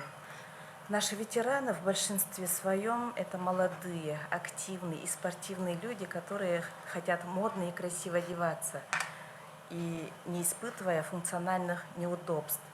В связи с чем можно ли рассмотреть возможность разработки современной адаптивной одежды, и наш фонд выдавала бы ребятам? Благодарю. Вы знаете, неожиданный совершенно вопрос для меня. Мне, честное слово, ну как, мне казалось, то есть не казалось, даже не думал об этом. Ну, это такие мелочи. Вот эти пустые рукава, вот эти пустые Да, я понимаю. Вот вы сказали, я все понимаю. Они же ходят в больницы, они ездят. Протез везде, не они ходит вокруг. на концерты ездят, приглашают. Нужно, А чтоб- детям нечего или неудобно. Да. Военкомат, если сейчас приходят, одеть военную форму, ее уже невозможно. Даже если они трудоустроились куда-то на работу, да, гражданскую, Да, то есть да. им хочется Конечно. красиво соответствовать обществу. Да. Все, спасибо, что обратили на это внимание. Наверное, и фонд может поработать, но и мы подумаем, как сделать это на уровне. Анна Евгеньевна, да, по поводу адаптивной одежды. Нужно обязательно подумать. Совершенно верно. У нас, если честно, есть даже готовый проект. Ну вот я сейчас спрашивала, можно ли ролик включить. Мы этот вопрос поднимали еще до СВО в Кузбассе, даже проводили этот конкурс. Но сейчас мы выходим на международную повестку и в рамках Санкт-Петербургского экономического форума уже представляем показ победителей. Какая цель этого проекта? Мы хотим наших производителей одежды, наших модельеров как раз сориентировать на производство удобной одежды для людей с ограниченными возможностями здоровья и инвалидизации. Потому что мы сейчас приходим навстречу, протезы дорогие, хорошие, сидит ветеран, он нарядился в хорошей кофте, а вот рукав у него вот так разрезан ножницами, потому что протез невозможно вставить в обычный рукав, не говоря уже о тех, кто на колясках. А мы говорим о том, что надо ходить на работу, нужно заниматься спортом. А у нас сейчас 60% с ранениями ребят остаются в вооруженных силах, то есть им нужна форма. И, конечно же, вот сейчас привлечь к этому внимание – это одно из направлений фонда. И если вот у нас будет такая поддержка и возможность наряду с техническими средствами реабилитации выдавать еще и одежду, например, первичный комплект, для того, чтобы он мог активно вливаться в социум, это было бы очень хорошо. А мы наших модельеров, дизайнеров поощрим тем самым победителей конкурса и будем у них, например, эту одежду закупать. Вот эта тема такая очень острая, она касается не только участников специальной военной операции, а вообще людей с инвалидностью. Да. Не в чем ходить. Понял. Значит, если что-то нужно с моей стороны, скажите, я все сделаю. И с правительством договоримся. Это не тот вопрос, который нельзя решить. Точно можно и точно нужно. Если нужно дополнительно внести в устав фонда какие-то там изменения, пожалуйста, мы тоже давайте подготовим. Да, мы их сделаем. просто включим как технические средства реабилитации, как в свое время автомобили включили. Пожалуйста. То есть это действительно даст возможность. Анна Евгеньевна была за то, чтобы автомобили включали в средства реабилитации. Как ни странно, не сразу с этим согласились, но все-таки удалось это сделать. Ну а здесь тем более. Согласен полностью. Если позволите, по поводу автомобилей, поскольку мы сейчас находимся как раз в московском филиале, это частная история. С молодым человеком, участником специальной военной операции, я познакомилась год назад. У нас есть такая больница, святители Алексия в Балашихе здесь, где лежали тяжелые ребята. Парень получил ранение в позвоночник и был прикован к инвалидному креслу. Парень сирота. То есть не было никого из близких, кто бы его действительно поддержал в этот момент. И ситуация такая была, что он совершил суицидальную попытку. То есть смысла жизни и перспектив жизни у него не было. И вот как бы и сотрудники фонда не беспокоились о нем, не помогали, не поддерживали. Наши священнослужители, мы не видели огня у этого парня в глазах. Ну и вообще вот какой-то перспективы жизни. И вот буквально недавно мы вручали здесь автомобили.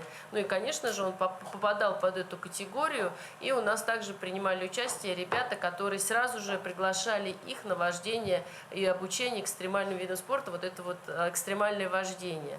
И вот этот наш герой, имея уже автомобиль, начал ходить туда. И вот девочки мне позвонили, сказали, что изменился человек. Вот он стал с желанием жить, ездить туда, тренироваться. Теперь он работает инструктором.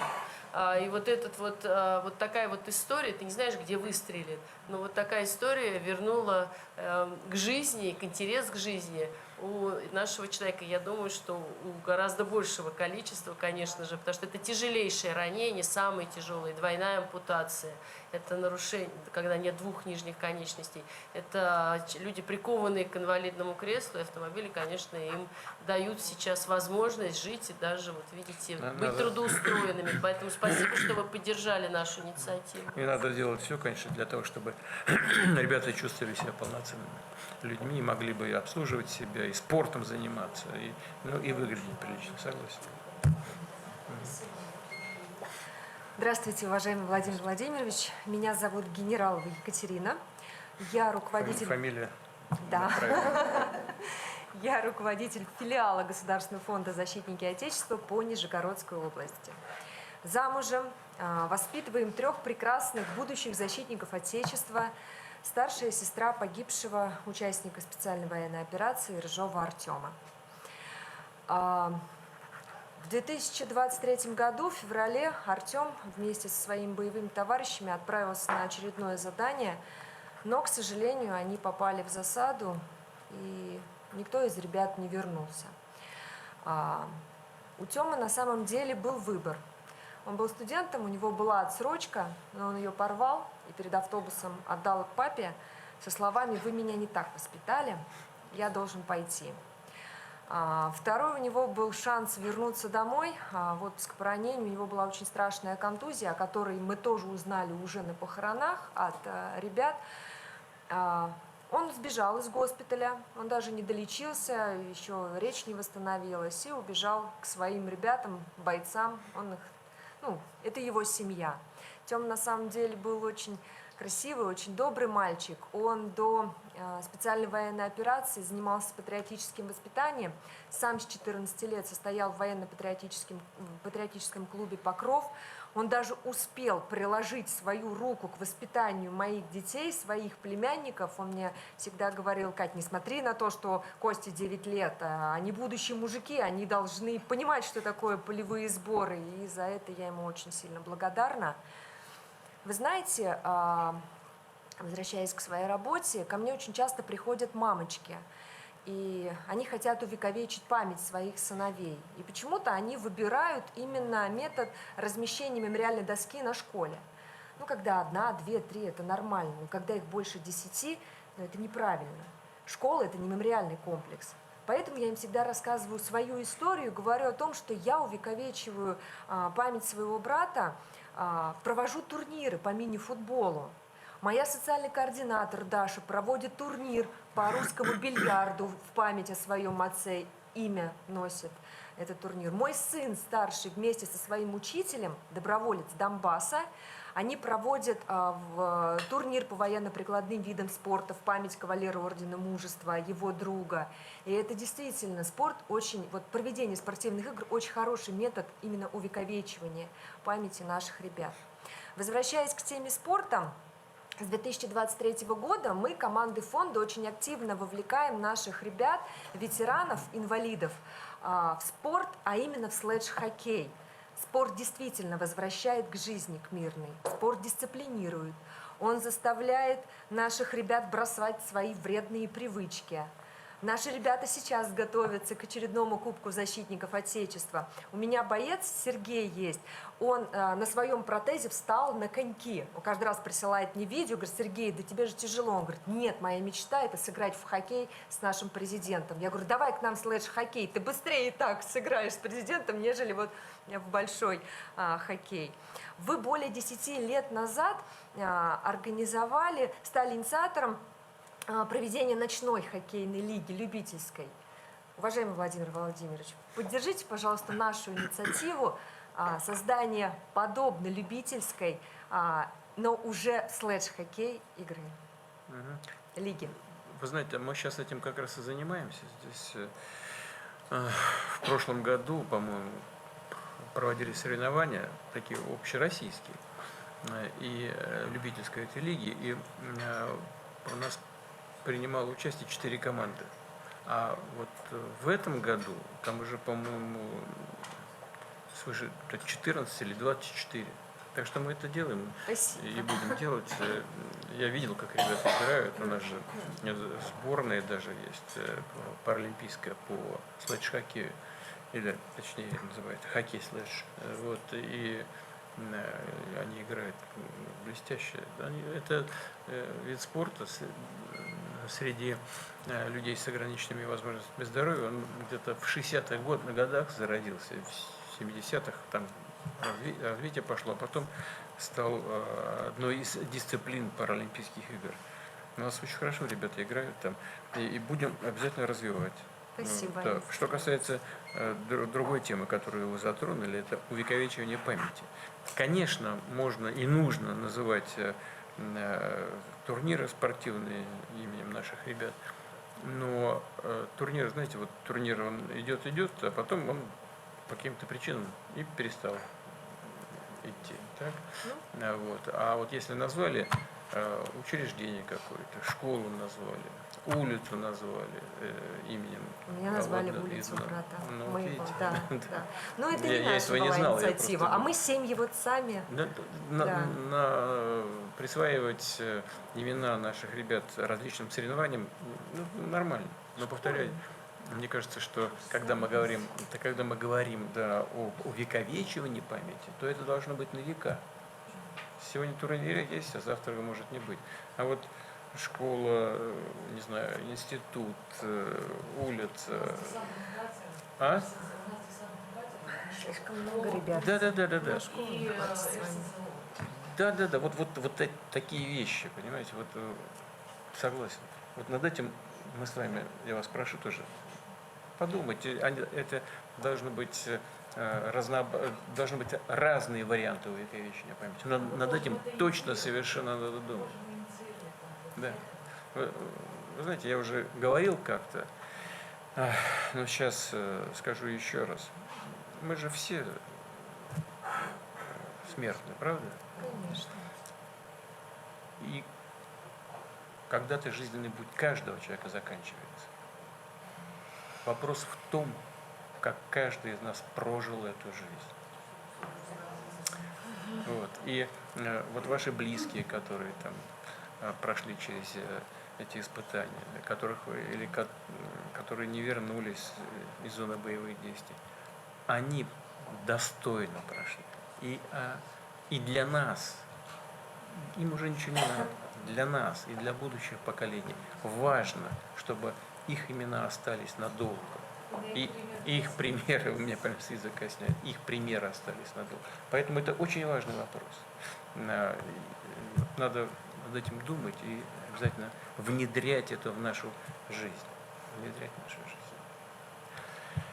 Так. Добрый день, Владимир Владимирович. В продолжение темы очень хочется сказать. Во-первых, я как православная христианка благодарю Господа Бога за то, что Он дал вам возможность и идею организовать такой замечательный фонд. Спасибо. Я Джаримова Елена Анатольевна, работаю в филиале фонда «Защитники Отечества» в Адыгее. Мама 3 детей, бабушка 3 внуков. До этого 30 лет работала в филиале ВГТРК Адыгея, делала телевизионные патриотические программы. Мой супруг адык, я русская, познакомились мы в Адыгее. Сейчас он под Курском, он ветеран боевых действий еще из чеченских кампаний, был разведчиком-снайпером ГРУ. Участник СВО, сразу пошел добровольцем и сейчас военный инструктор. Для моего мужа патриотизм – это, простите, волнуюсь, это дело всей его жизни. Более 25 лет назад он организовал военно-патриотический клуб «Единство» у нас в Адыгее, в котором он воспитал более 4000 подростков, подготовил для службы в армии. Они проводили все игры Зорница. Мы большое внимание уделяли воспитанию 2 сыновей и дочери, чтобы они выросли достойными людьми. Старший сын у нас тоже ветеран боевых действий, служит в вооруженных силах в Севастополе. Праздник свой справляет профессиональный 27 февраля. Вот. И у моего супруга очень многие воспитанники, они ветераны специальной военной операции. И те, кто демобилизовался, они сейчас помогают в патриотической работе фонда. Я продолжаю дело своего мужа. И вот с его организацией мы буквально завершили проект «Портрет героя» по увековечению памяти героев-земляков. И вот сейчас делаем очень интересный просветительский проект «Игра герои-победителей» наподобие «Что, где, когда» для школьников. По темам Великой Отечественной войны, Афгана, Чечни, СВО. Туда приглашаются почетными гостями ветераны боевых действий всех локальных конфликтов. И они вдохновляют нашу молодежь. И я считаю, что это очень хороший вообще вот такой формат для прославления подвигов наших героев. Почему? Потому что для детей интересны проекты, конкурсы, игры, соревнования. И, понимаете, это объединяет и молодых людей, это объединяет людей старшего возраста, и это объединяет ветеранов боевых действий всех локальных конфликтов, которые, честно вам скажу, в последнее время обижаются, почему они не вошли в категорию «Фонд защитники Отечества», высказывали. Это объединяет всех нас, и каждый может нести свою лепту в нашу общую победу. Поэтому спасибо еще раз вам за создание фонда, и спасибо Анне Евгеньевне за все. Вы знаете, вот вы сейчас, когда рассказывали про то, что вы делаете, мне вот какая мысль пришла в голову. И ваш рассказ, знаете, вариантов добиваться нужного нам результата, в том числе и в патриотическом воспитании, очень много. И здесь, конечно, нужно очень творчески подходить. Вот если думать, всегда можно найти то, что будет интересным для тех людей, ради которых мы это делаем. А если это интересно, то это ложится надолго и оказывает нужное нам воздействие на формирование человека. Точно, совершенно. Поэтому, так точно, Владимир Владимирович. Так, успехов вам. Спасибо. Добрый день, Владимир Владимирович. Я с Ингушетии. Являюсь супругой действующего участника СВО, ветерана боевых действий. Мой супруг участвовал во второй чеченской кампании в 2000-х годах. Значит, я являюсь также мамой 4 детей. Значит, что я хотела бы сказать. Я сама проработала 22 года врачом и помогаю тем ребятам, которые вернулись в зоны СВО, получили увечья и тяжелые травмы. Мы связываемся с самыми лучшими клиниками нашей страны, с докторами, которые могут нам помочь, ветеранам нашим. Значит, на примере одного подопечного хотела бы рассказать историю. Адам, ветеран боевых действий, он вернулся из зоны боевых действий и получил тяжелейшие травмы там. Он потерял, значит, после минно-взрывной травмы, потерял конечность, и ногу потерял, и парализовала его руку. Но несмотря на все это, на и душевную боль, и физическую боль, Адам сжал, как говорится, кулак в свою волю и прошел большой путь адаптации. Ему было проведено 22 операции в самых лучших клиниках Москвы. Значит, последний раз, месяц назад, он получил оперативное вмешательство в клинике Юдина. И с аппаратом Елизарова уже приехал к нам в республику. И вы знаете, было, конечно, колоссальное удивление, когда мы увидели Адама. Значит, на 23 февраля у нас в фонде было мероприятие, и там был приглашен наш ветеран. И для нас было удивлением, когда с аппаратом Елизарова он поднял с этой парализованной, ну, когда-то парализованной бывшей рукой, как бы, да, поднял бокал. То есть я хотела бы, конечно, выразить большую благодарность нашим врачам, которые творят вот такие чудеса. И на примере Адама хотела бы сказать, чтобы наши бойцы никогда не сдавались, всегда шли вперед и верили в себя. И вам, конечно, огромное спасибо за то, что вы нас поддерживаете. Спасибо большое. Вам, прежде всего, спасибо. Сказали, что из Ингушетии и завершили то, чем вы сказали, таким вот в самом лучшем смысле этого слова патриотическим призывом. Я, знаете, сразу что вспомнил. Среди защитников Брестской крепости было немало ингушей. Это тоже в характере людей с Кавказа и из Ингушетии тоже. Самые наилучшие пожелания всем вашим близким передавайте. Вас ингуши ценят и уважают. Спасибо большое. Спасибо.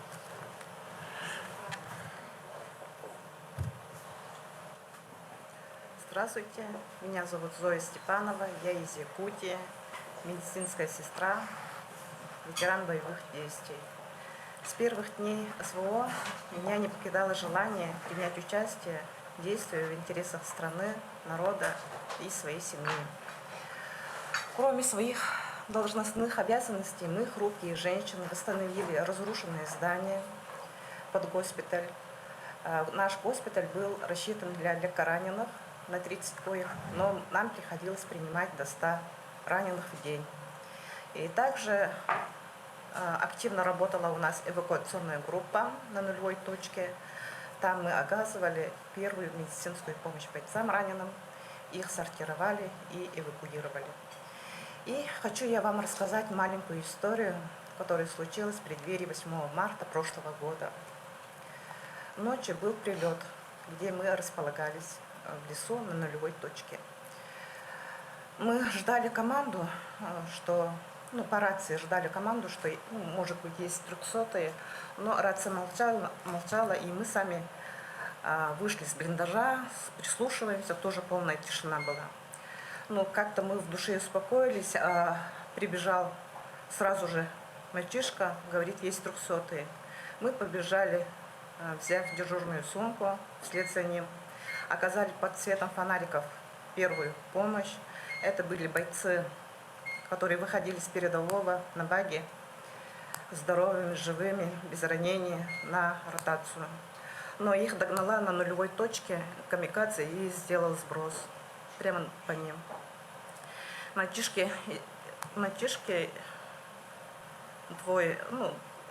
двое получили тяжелые ранения, но мы сделали все и быстро эвакуировали в ближайший госпиталь.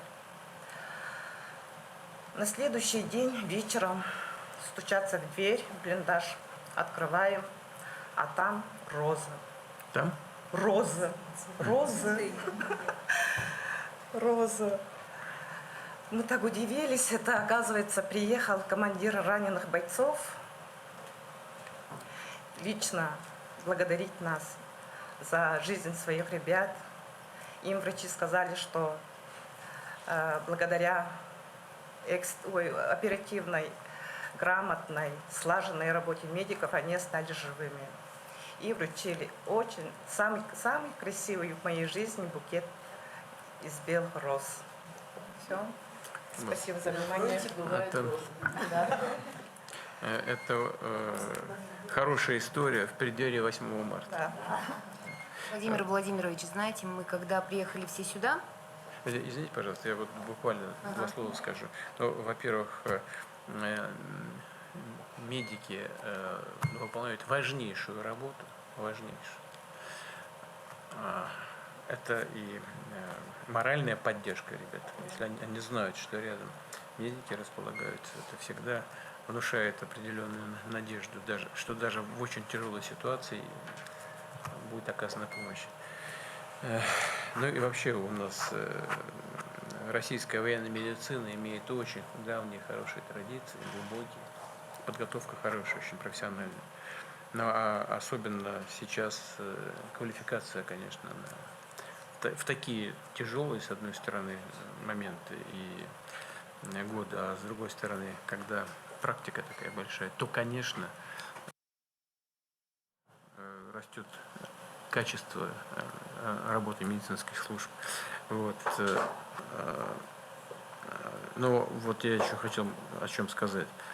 Вот вы сейчас сказали, что пришел их командир, этих, как вы выразились, мальчишек. Да, вот. Они у меня даже под 60, за 60 они у меня всегда мальчишками. Мальчишки есть. Понимаю. Вот. Но что хотел бы сказать. Видите, командир пришел. Все-таки это говорит об уровне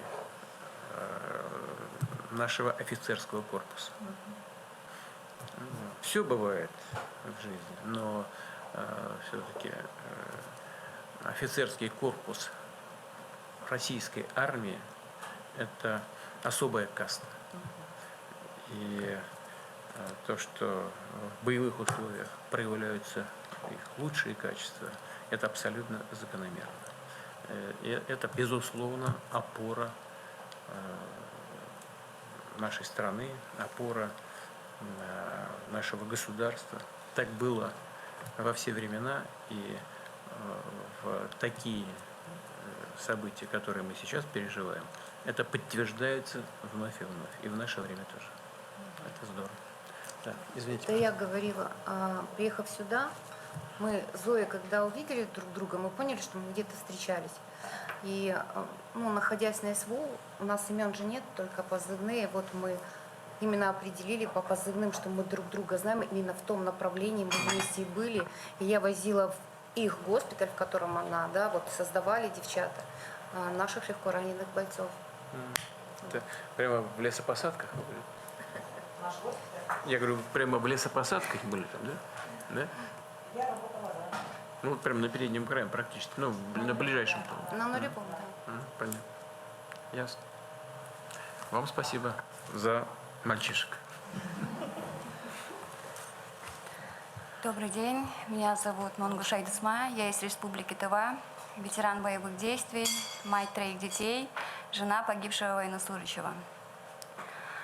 В 23 году муж решил стать участником специальной военной операции. К примеру мужа, я тоже решила уйти за ним, так как имею медицинское образование.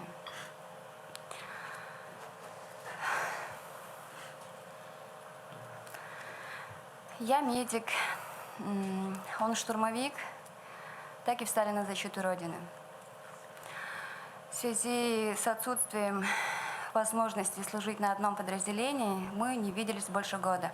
Хотя расстояние между нашими подразделениями было не больше 40 километров.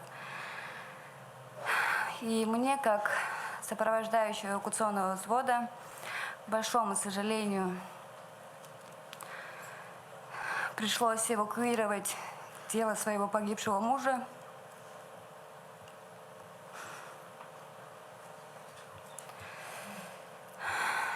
Так мы встретились, так мы увиделись, и так мы вернулись оба домой. И на этом моя задача как военного медика была выполнена. Теперь на мне большая ответственность в воспитании наших детей. И теперь я уже как мать и ветеран боевых действий всем нам желаю скорейшего мирного неба над головой, и победа будет за нами. Да. Владимир Владимирович, извините, она не договорила, что она сама вытаскивала в одиночку своего... Она сказала. Она сказала. Да, ну, в одиночку. А, в одиночку? В одиночку вытаскивала своего супруга. И мы вот, для нас, мы все с тяжелыми судьбами, с тяжелыми историями, но мы решили единогласно, что достойно государственной награды иметь силу воли, мужества в этой тяжелейшей ситуации. Обязательно обратить на нее внимание. Я с вами согласен. Вот. Но, вы знаете,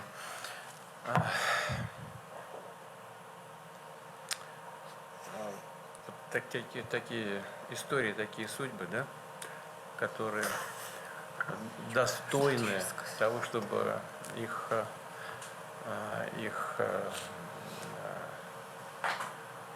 оформлять в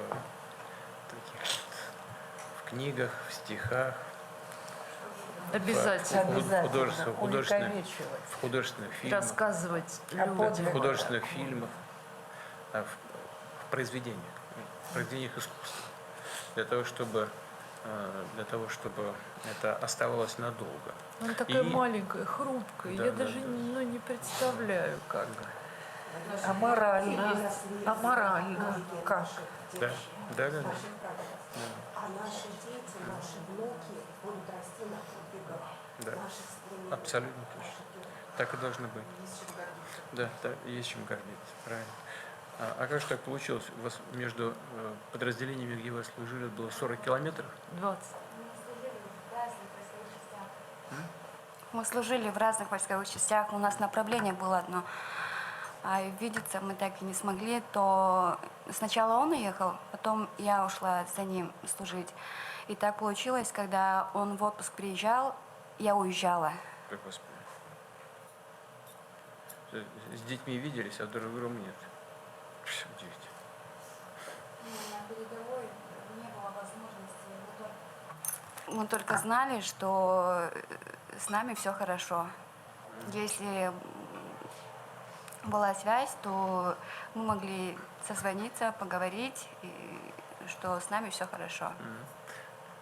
А как же вы оказались в том месте в то время, когда муж погиб? Мне сказали, он погиб 22 числа в Песчаной.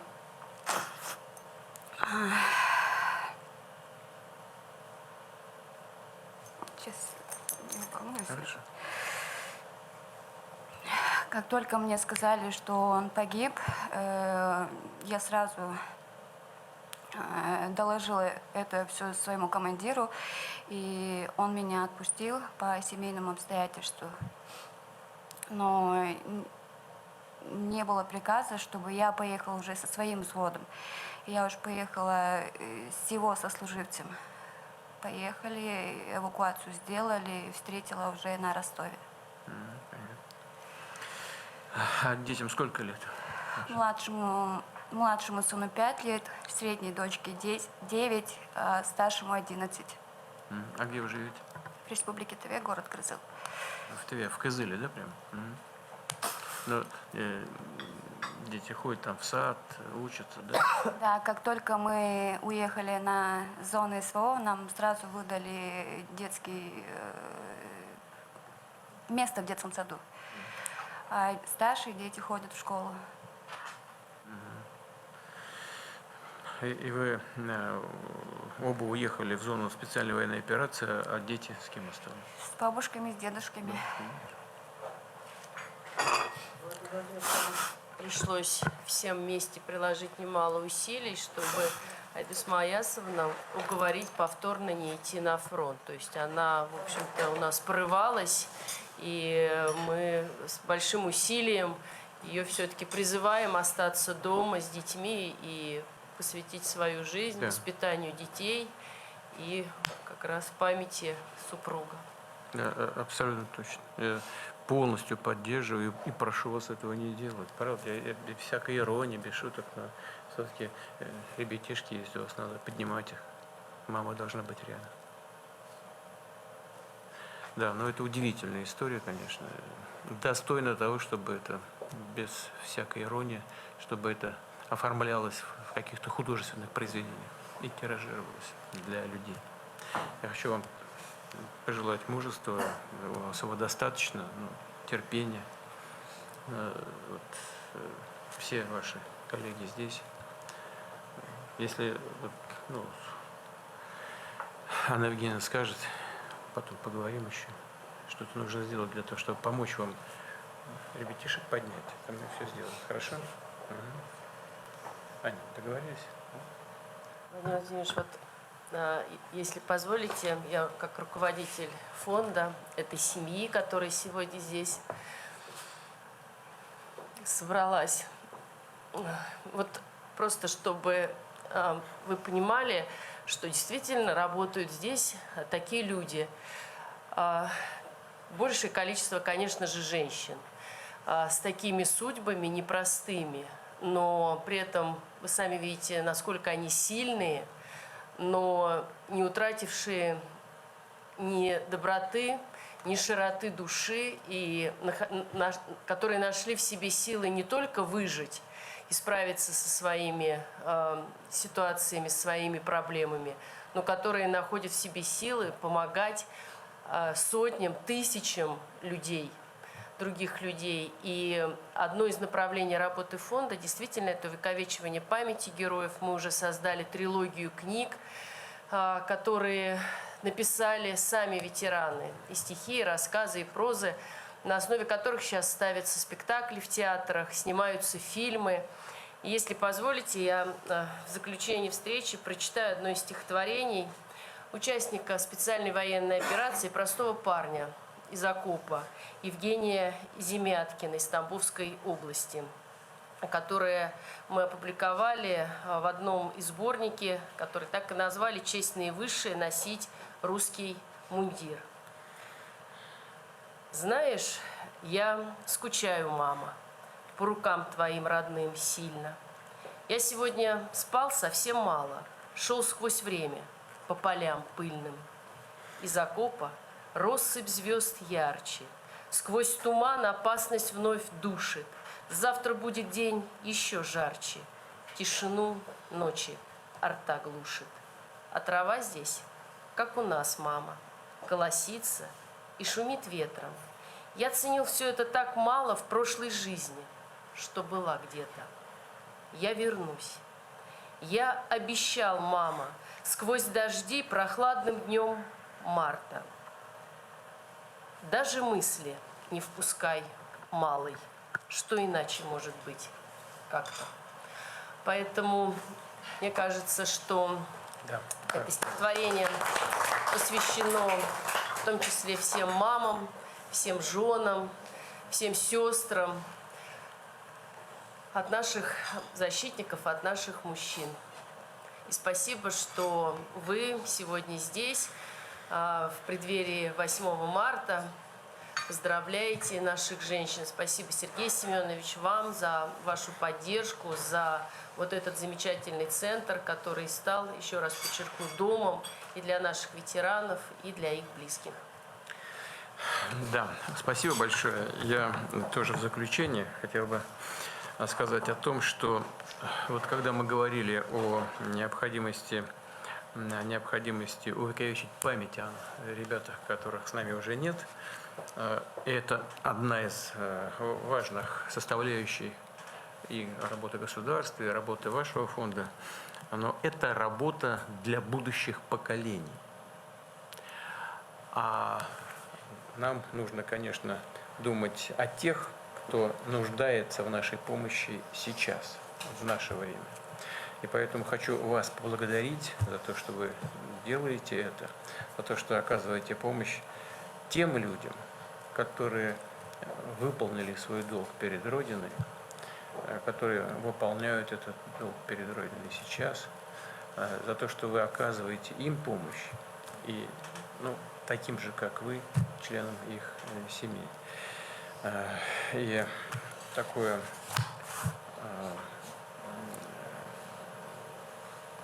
все-таки вот в такой непростой ситуации хочу сказать, что поздравляю вас с наступающим праздником женским.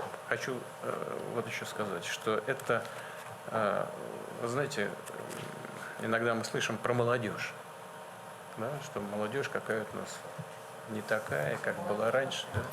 Вот. А вот военный врач наш, да, фельдшер, говорит о том, что она всех ребят этих называет как мальчишками.